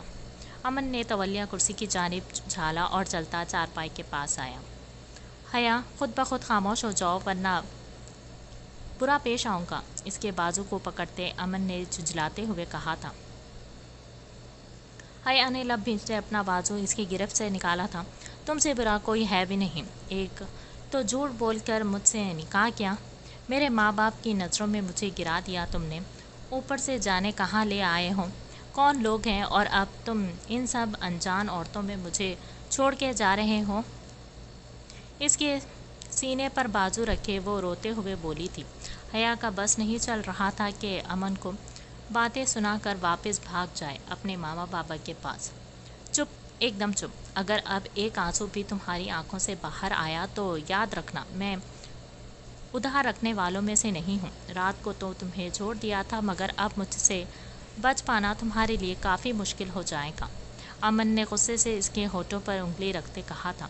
حیا اچانک اس کی دھاڑ پر سہمی نظروں سے خود پر سایہ بنے امن کو دیکھ دم ساتھ گئی تھی. لوگ نہیں ہیں یہ, میرا خاندان ہے, یہ میری فیملی, میرے اپنے. ان سب سے تمہیں کوئی بھی خطرہ نہیں ہو سکتا. اور جہاں تک دھوکے کی بات ہے تو اب تک تو تمہیں عادت ہو جانی چاہیے تھی. جانتی ہو نا کیسے کچھ سال پہلے تمہارے کمرے میں آیا تھا میں دھوکے سے, یاد ہے کہ بھول گئی؟ امن کی آنکھیں غصے اور ضبط سے سرخ ہوئی تھی. اس کی آنکھوں میں دیکھتے وہ حیا کو نظریں جھکانے پر مجبور کر گیا. بھاؤ اسے نظر پھیرتا دیکھ گہرا سانس بھرتے پیچھے ہوا تھا. بالوں میں ہاتھ چلاتے وہ دیوار کے سامنے کھڑے چھوٹے سے آئینے کے سامنے کھڑا ہوا تھا. حیا نے دانت پیسے اسے تیز نظروں سے گھورا تھا. اس کے شرٹ لیس کشادہ شفاف سینے اور توانا بازو کو دیکھ حیا جھرجھری لیتے امن کے دیکھنے پر نظروں کا رخ پھیر گئی تھی. امن ایک طرفہ مسکراتے دروازے کی جانب بڑھا تھا. کیا ہے؟ سامنے کھڑے مٹھو کو دیکھ امن نے ناگواری سے پوچھا تھا, جو ڈیٹ بنتے مسکرایا تھا. آیا باجی سے ملنے آیا ہوں. دروازے سے اندر جھانکتے کی سہم صحیح کرتے وہ مسکراتے ہوئے بولا تھا. امن اس کی حرکت پر غصے سے اسے گردن سے پکڑتے اوپر فضا میں اٹھا گیا تھا. بھاؤ تجھے اللہ کا واسطہ, میں مر جاؤں گا. بھاؤ دیکھ آیا باجی کے واسطے مجھے معاف کر دے. سانس بند ہونے پر وہ گردن پر اس کی سخت گرفت میں روتا ہوا اپنے چھوٹے چھوٹے پاؤں لہراتے بولا تھا. حیا مٹھو کی آواز سنتے اب یوں امن کے فضا میں لہراتے ہاتھ کو دیکھ رہی تھی جس میں مٹھو کی گردن تھی. وہ پریشانی سے دوڑتے دروازے کی جانب آئی تھی. امن چھوڑے مٹھو کو, وہ مر جائے گا. امن کے بازو کو تھامے وہ چلاتے پریشانی سے بولی تھی. امن نے گردن گھمائے اپنے بازو کو اور پھر حیا کے زرد پڑتے چہرے کو دیکھا اور آئیبرو اچکاتے مٹھو کو دھڑام سے نیچے زمین پر پھینکا تھا. آج کے بعد میری موجودگی میں میری بیوی سے 20 فٹ دور رہنا. اور اس کا نام اپنی زبان میں مت لانا۔ اس سے پہلے کہ تجھے 2 فٹ اور چھوٹا کر دوں، نظر مت آنا یہاں۔ قدم دروازے کے باہر نکالتے وہ غراتے لہجے میں اسے انگلی اٹھائے وارن کرنے لگا۔ اسے باہر مٹھو کی جانب بڑھتا دیکھ حیا نے فوراً سے اس کے بازو کو زور سے پکڑتے اپنی جانب کھینچا تھا۔ امن نے ترچھی نظروں سے حیا کے ہاتھ اور پھر اس کے چہرے کو دیکھا۔ امن کے یوں دیکھنے پر وہ سر کو زور زور سے نفی میں ہلا گئی تھی، جبکہ امن نے بنا کچھ کہے ایک تیز نظر مٹھو پر ڈالی، جو لڑکھڑاتے قدموں سے کھڑا ہوتے سر پر ہاتھ رکھتے امن کو سیلیوٹ کرتا وہاں سے الٹے قدموں سے بھاگا تھا۔ امن اسے جاتا دیکھ اندر کی جانب بڑھا تھا اور زور سے کنڈی لگائے اس نے حیا کا بازو دبوچا، جو بھاگنے کی تیاری میں تھی۔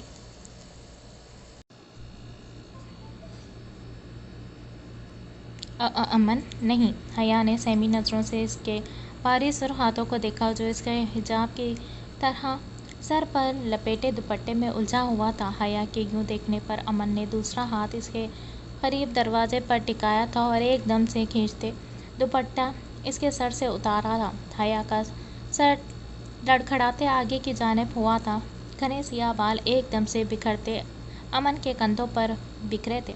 امن نے جھکتے اس کے سر کو کندھے پر ٹکایا تھا۔ حیا کی تیز تیز چلتی سانسیں وہ بخوبی محسوس کر رہا تھا۔ کبھی مسکراتا ہاتھ اس کی کمر کے گرد مضبوطی سے لپیٹے امن نے چہرہ اس کے بالوں میں چھپاتے گہرا سانس لیتے ان کی خوشبو کو خود میں اتارا تھا۔ کمر پر اس کی مضبوط ہوتے ہاتھ کی گرفت محسوس کرتے حیا خود میں سمٹنے لگی تھی۔ پاؤں بری طرح سے کپکپا رہے تھے، جبکہ امن نے جھٹکے سے اسے کھینچتے اپنے سینے سے لگایا تھا۔ حیا نے ڈرتے اس کے سینے پر اپنے دونوں ہاتھ رکھتے اس سے دور ہونا چاہا تھا۔ صبح سے بار بار یہ اشتیاق سے چھو کر کیا ثابت کرنا چاہتی ہوں؟ اس کے یوں گردن پیچھے کی جانب لے جاتے فاصلہ بنانے پر امن نے چہرہ اس کی سرائی دار گردن میں چھپاتے سرگوشی کی تھی، جبکہ حیا تو اس کے بدلتے انداز پر اندر سے خوفزدہ سی ہوتے کھڑی تھی۔ امن چھوڑو، حیا نے بمشکل سے خود کو چھڑوانے کی کوشش کرتے لہجے پر قابو پاتے کہا تھا۔ امن نے سر اس کی گردن سے نکالتے سرخ نظروں سے حیا کو دیکھا تھا۔ اس کے یوں بے باکی سے دیکھنے پر حیا کی پلکیں لرز گئی تھی۔ وہ شرم سے چہرہ جھکائے سرخ پڑتے چہرے سے گردن گھما گئی تھی۔ امن نے ہاتھ اس کی کمر سے سرکاتے بالوں میں الجھایا تھا اور مضبوطی سے اس کے بالوں کو جکڑتے وہ جھٹکے سے اس کا رخ اپنی جانب کرتے اس کے ہونٹوں پر جھکتے انہیں قید کر گیا۔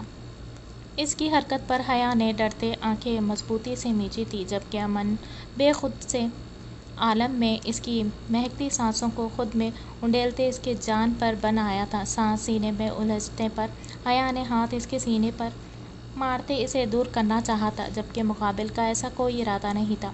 جب ہی اس کے ہاتھوں کو موڑتے وہ کمر سے لگاتے پھر سے اس کے ہونٹوں پر جھکا تھا۔ حیا کا وجود سن سا پڑنے لگا تھا، ٹانگیں بے جان سی ہونے لگیں۔ جب ہی امن نے دوسرا ہاتھ اس کے کمر میں لے جاتے اسے خود میں بھینچا تھا اور نرمی سے اس کے ہونٹوں کو آزادی دیتے وہ اسے اٹھائے چارپائی کی جانب بڑھا تھا۔ حیا سر اس کے سینے سے ٹکائے گہرے سانس بھرنے لگی تھی۔ اگر اب ایک دفعہ بھی حق جتایا تو یاد رکھنا، تمہیں میری خلوت سے کوئی نہیں بچا پائے گا۔ اس لیے اگر میں دور ہوں تم سے، تم مجھے مجبور مت کرو کہ میں خود پہ باندھا اپنا ہر پہرہ توڑ دوں۔ اگر ایسا ہوا تو تمہارے لیے بہت مشکل ہو جائے گی۔ اس کا سر تکیے پر رکھتا وہ بھاری سرگوشیاں کرتا حیا کی جان لبوں پر لے آیا تھا۔ امن نے بمشکل سے اس کے دو آتشہ وجود سے نظریں چراتے نرمی سے اس کے ہونٹوں کو چھوا تھا اور دوپٹہ اس کے پاس رکھتے وہ بنا کچھ کہے ایک بھرپور نظر اس کے لرزتے وجود پر ڈالتے اپنی شرٹ اٹھاتے کمرے سے نکلتا چلا گیا۔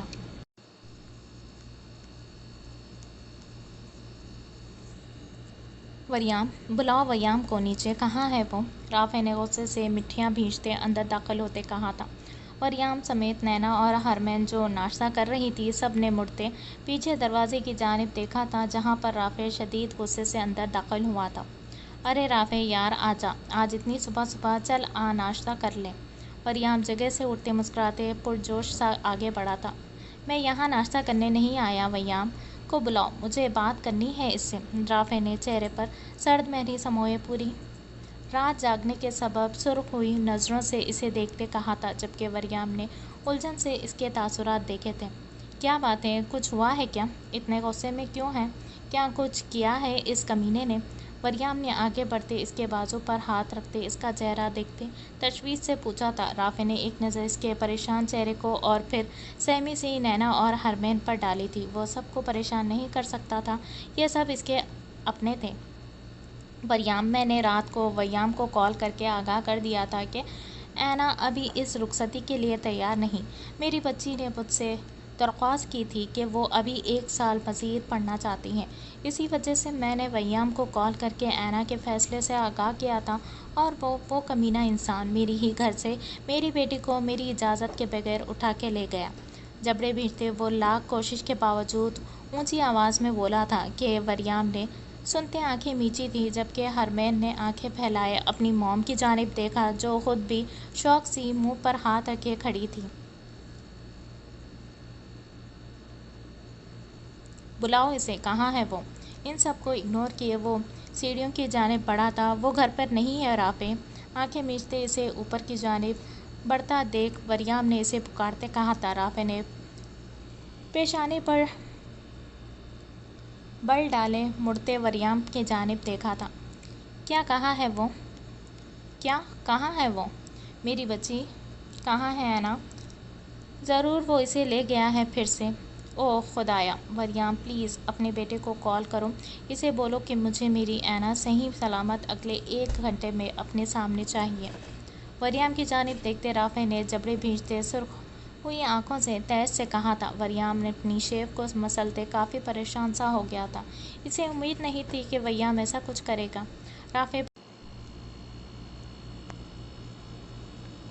رافع پریشان مت ہو، دیکھ اسے آنے دے، گھر میں بات کروں گا اس سے، سمجھاؤں گا اسے۔ وریام نے آگے بڑھتے اس کے کندھے کو تھپکتے ہوئے کہا تھا۔ رافع نے بے بسی سے اپنے بالوں کو نوچا۔ اگر وہ آئے تو اسے کہہ دینا کہ مجھے میری بیٹی اپنے گھر پر صحیح سلامت چاہیے، ورنہ میں ہر لحاظ بھول جاؤں گا۔ ایک باپ اپنی اولاد کے معاملے میں اتنا ہی حساس ہوتا ہے۔ اسے رات انصف سے جب سے یہ خبر ملی تھی، اس کا بس نہیں تھا کہ ابھی جا کر وریام سے اپنی اینا کو واپس لے آئے، مگر وہ اس کی سوچ سے بھی بڑا کمینہ تھا۔ شاید وہ جانتا تھا کہ رافع گھر آئے گا، اسی لیے وہ اسے کہیں اور لے گیا تھا۔ میں آئی کم ان سر؟ ہاتھ پش پر باندھے وہ آفس کے دروازے کے سامنے کھڑا ہوتا مؤدب سا بولا تھا۔ یس کم ان۔ کمشنر نے سامنے دیکھتے اسے اجازت دی تھی۔ ویام چلتے اندر آیا تھا، جہاں ایک جانب کارپس ہاتھ پش پر باندھے کھڑا تھا۔ علایا کہاں ہے ویام؟ کمشنر نے آئی برو اچکاتے ہوئے پوچھا تھا۔ ویام نے آگے پیچھے دیکھا، مگر علایا نہیں تھی۔ وہ اینا کے پاس سے سیدھا یہاں آیا تھا۔ آج ان کی بہت ضروری میٹنگ تھی، یا پھر یوں کہا جائے کہ ان کے مشن کا آغاز تھا آج۔ سوری سر، مجھے نہیں معلوم، ویام نے بنا چونک کے کہا تھا۔ اس سے پہلے کہ کمشنر کچھ بولتے، علایا کی آواز پر سب نے بلیک یونیفارم میں لمبے بالوں کی پونی ٹیل بنائے تیکھے نقوش کے ساتھ کھڑی علایا کو دیکھا۔ کمشنر نے سکھ کا سانس لیتے اسے آنے کی اجازت دی تو وہ جلدی ویام کے برابر کھڑی ہوئی تھی، مگر اس کے چہرے کے بھیانک تاثرات ویام کے چہرے پر تر و تازگی پھیلا گئے تھے۔ وہ جانتا تھا این کے غائب ہونے کی خبر سے علایا کا موڈ بگڑ چکا ہے۔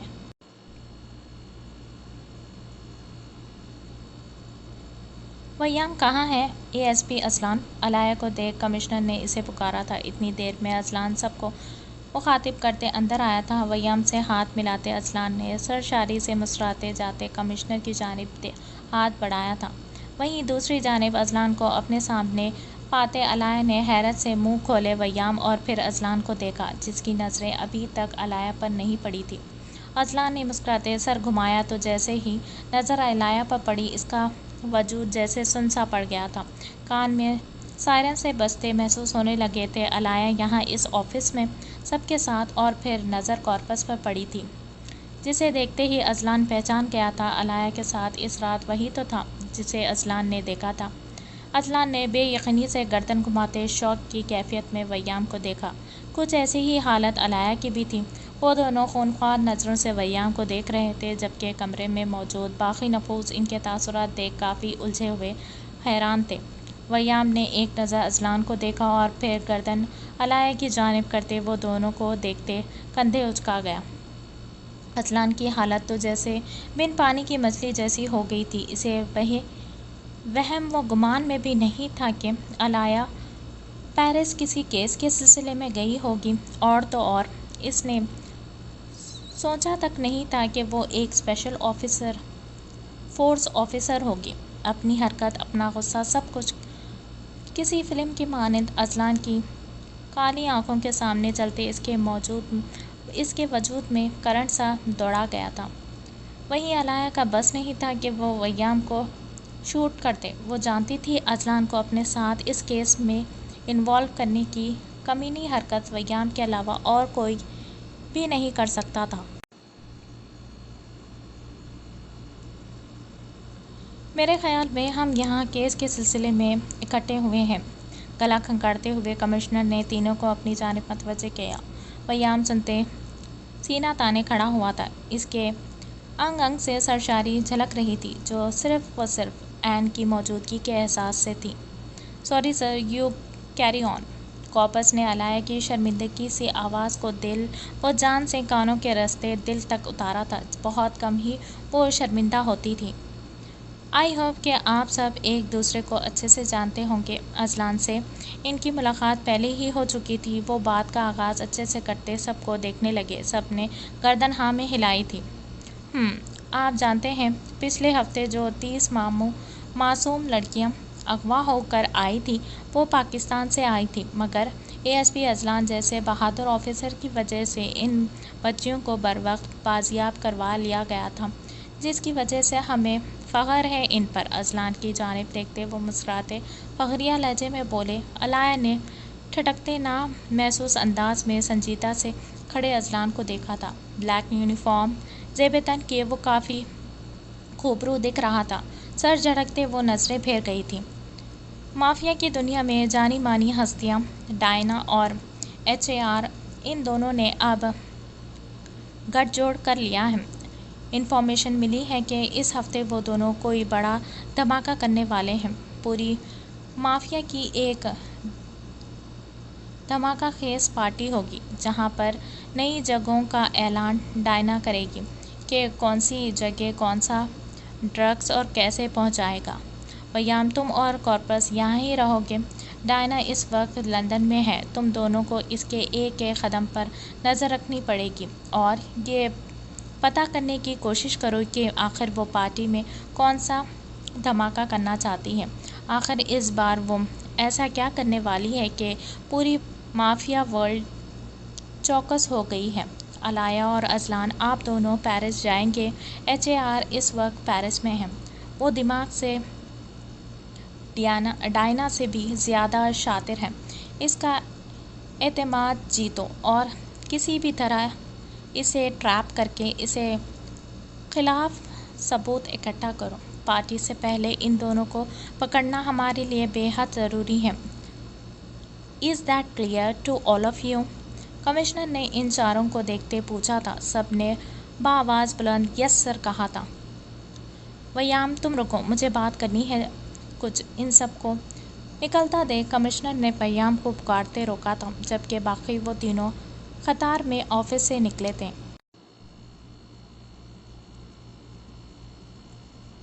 ڈیڈ، آپ ایسا کیوں کہہ رہے ہیں؟ ایک بار بھائی سے پوچھ لیں، ان کو بتا دیں۔ ہرمین صبح سے 10 بار وریام کی منت کر چکی تھی، جبکہ وریام ایک ہی ضد پر اڑا تھا۔ تھوڑی دیر پہلے ہی رافع کے جانے کے بعد صوفیہ آئی تھی۔ ہرمین اس سے بہت اچھے سے ملی تھی۔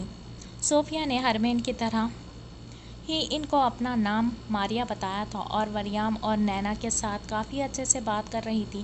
اس کے بعد وہ اپنے مقصد سے انہیں آگاہ کرتے التجا کرنے لگی کہ وہ کسی بھی طرح سے ہرمین کو ساتھ لے کر جانا چاہتی ہیں۔ نیوزی لینڈ میں اس کا اپنا فارم ہاؤس تھا۔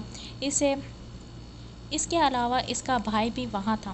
ہرمین کی حفاظت کا ذمہ بھی وہ اپنے سر لے چکی تھی، مگر وریام نے صاف الفاظ میں اسے بھیجنے سے منع کر دیا تھا، جس کے بعد ماریا نے منت سماجت کرتے اسے پاکستان جانے کے لیے منا لیا تھا، جہاں وہ مری میں قیام کرنے والے تھے۔ پاکستان میں عاشر اور حسن کا सोचते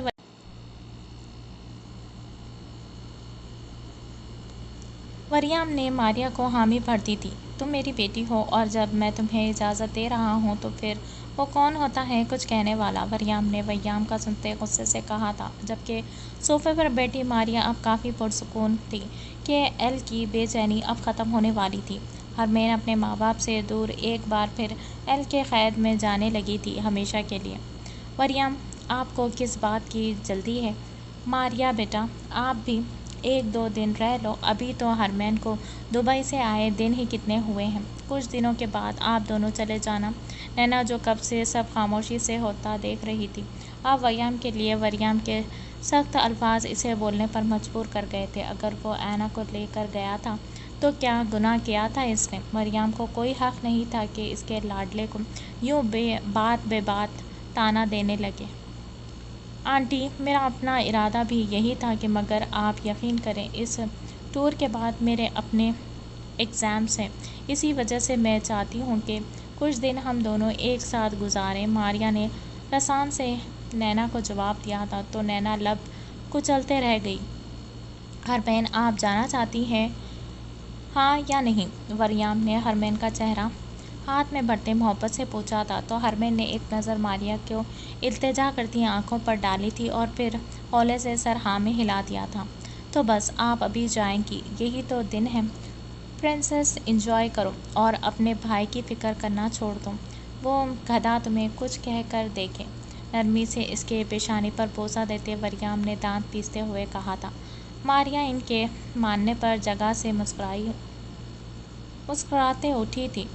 अपना ख्याल रखना हूर, मेरा दिल नहीं चाह रहा मगर अगर मेरी बेटी चाहती है तो मुझे कोई एतराज़ नहीं। हरमैन ने नैना के जानिब देखा तो वो भी अपने दिल पर बंद बांधे चेहरे पर हल्की सी मुस्कुराहट लिए इसकी जानिब आई थी और मुस्कुराते इसकी पेशानी पर बोसा देते वो अपने सीने से लगा गई।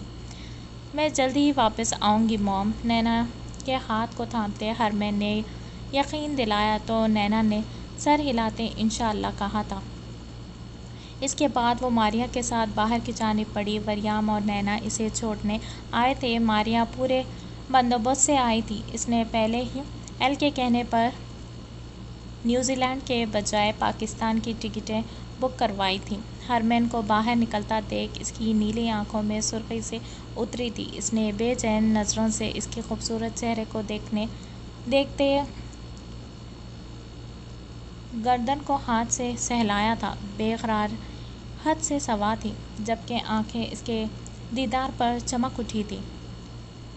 वेलकम बैक सनशाइन, पहले तुम मेरे होश में आने से पहले ही मुझसे दूर हो गई थी मगर अब, कहते एल के होठों पर खातिर मुस्कुराहट धर आई थी, मगर अब तुम्हें अपने पास ऐसे कैद करूँगा कि तुम चाह कर भी मुझसे दूर नहीं जा पाओगी। स्क्रीन से ओझल होते इस सफ़ेद प्राडो को देखते वो जज़ब के आलम में शिद्दत से बोला था। वो ब्लू शॉर्ट फ्रॉक जिसके साथ गोल्डन मैचिंग जीन्स और गोल्डन ही हिजाब सलीके से लिए, बड़ी बड़ी सुरमई हया से झुकी आंखें, सुर्ख व सफ़ेद रंगत, छोटी सी नाक जो खदरे मोटी सी थी मगर इसके चेहरे पर काफ़ी खूबसूरत लगती थी। वो मुकम्मल तौर पर शर्म व हया का पैकर बने मासूमियत में डूबी तैमूर शहराजी के दिल में उतर रही थी। वो बिला झिझक अपनी मॉम, अपनी बहन और दुआ की मौजूदगी में इसे यकटुक घूर रहा था। जहाँ मिसेस शहराजी अपने बेटे की इस हरकत पर काफ़ी शर्मिंदा सी हो रही थी, वहीं दुआ का दिल काफ़ी मुतमईन था। मीरब की खामोशी इसे हद से ज़्यादा हैरानकुन लगी थी मगर वो अनजान थी कि मीरब ने हयादार शर्म व हया से लबरेज लड़कियों की सर्च में सारा गूगल छान मारा था। जबकि वो तो इनके सामने काफ़ी मासूमियत से नज़रें फर्श पर गाड़े बैठी थी।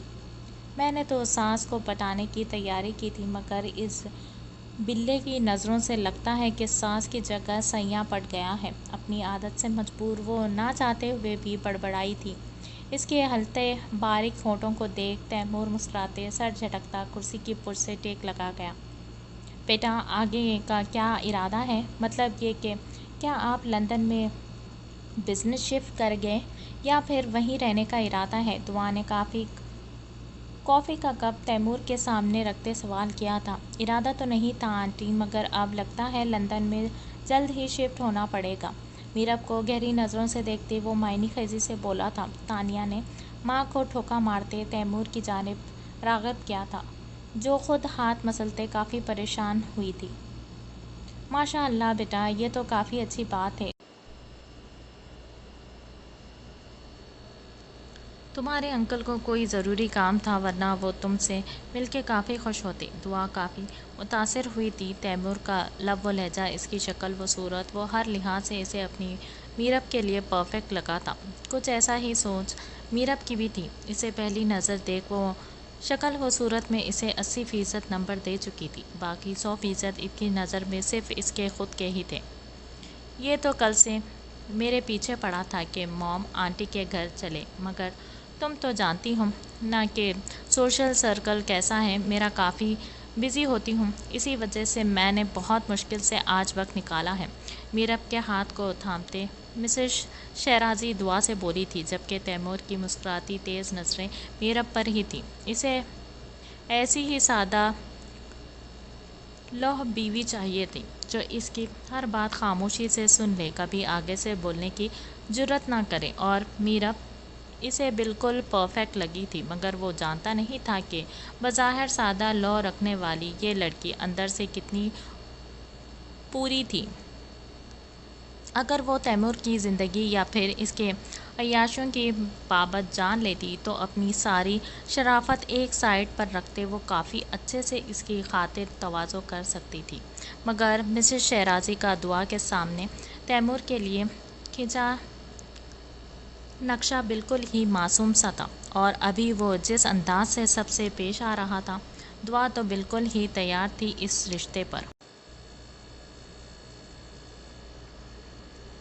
میرب نے بمشکل سے لب کو آپس میں پیوست کرتے اپنی اونگ کو روکا تھا، ورنہ دل تو تھا کہ اس بورنگ سی میٹنگ پر منہ کھول کر اچھے سے اونگے، مگر کچھ وقتی شرم و حیا آڑے آ رہی تھی، اور کچھ خود پر ٹکی تیمور کی نظریں اسے ایسا کرنے سے روکے ہوئی تھیں۔ اینا اور فدق کا وہ کتنی دیر انتظار کرتی رہی، مگر وہ دونوں نہیں آئے، تو دعا نے کال کرتے انزک سے پوچھا تھا۔ انزک نے سرسری سا بتایا تھا کہ اینا کو ویام لے گیا تھا، جس کی وجہ سے موم کافی پریشان ہے، اسی وجہ سے وہ نہیں آئیں گی۔ فدق سے ہی انزک کو میرب کے رشتے کی بابت پتہ چلا تھا۔ وہ بے تاثر سا سنتے عجیب سی کیفیت میں معذرت کرتا کال کٹ کر گیا۔ تھوڑی دیر بات چیت کے بعد وہ اجازت لیتے اٹھے تھے، جس پر میرب نے سکون کا سانس خارج کیا تھا۔ اسے سر میں شدید قسم کی کھجلی ہو رہی تھی، اتنا ٹائٹ حجاب باندھنے پر اندر موجود اس کے نازک بال بری طرح سے درد کر رہے تھے۔ وہ بہت کم حجاب لیتی تھی، ویسے بھی وہ اینا کے گھر ہی تو جاتی تھی، یا پھر پورا دن اپنے گھر میں گزارتی، مگر آج تیمور کی آمد پر اس کا دل چاہا کہ وہ حجاب لے، تو اس نے حجاب نکالتے لے لیا تھا، جس پر دعا نے کافی تعریف بھی کی تھی۔ آنٹی، آپ سے ایک اجازت چاہیے تھی۔ میرب کو کمرے سے نکلتے دیکھ تیمور نے دعا کو دیکھتے نرمی لہجے میں ادب سے کہا تھا۔ مسز شیرازی کی رنگت بالکل سفید پڑی، انہوں نے تیمور کو آنکھوں سے باز رہنے کا اشارہ کیا، جس سے وہ سر سے نظر انداز کر گیا تھا۔ بیٹا، آپ بلا جھجک بات کریں، آپ بھی میرے بیٹے کے جیسے ہیں۔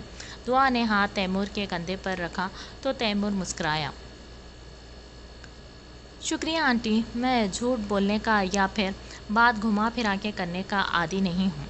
دراصل مجھے میرب بے حد پسند آئی ہے، آپ میرے اظہار کو چاہے جو مرضی نام دے دیں، مگر یہ سچ ہے کہ پہلی ہی ملاقات میں مجھے وہ اچھی لگنے لگی ہے۔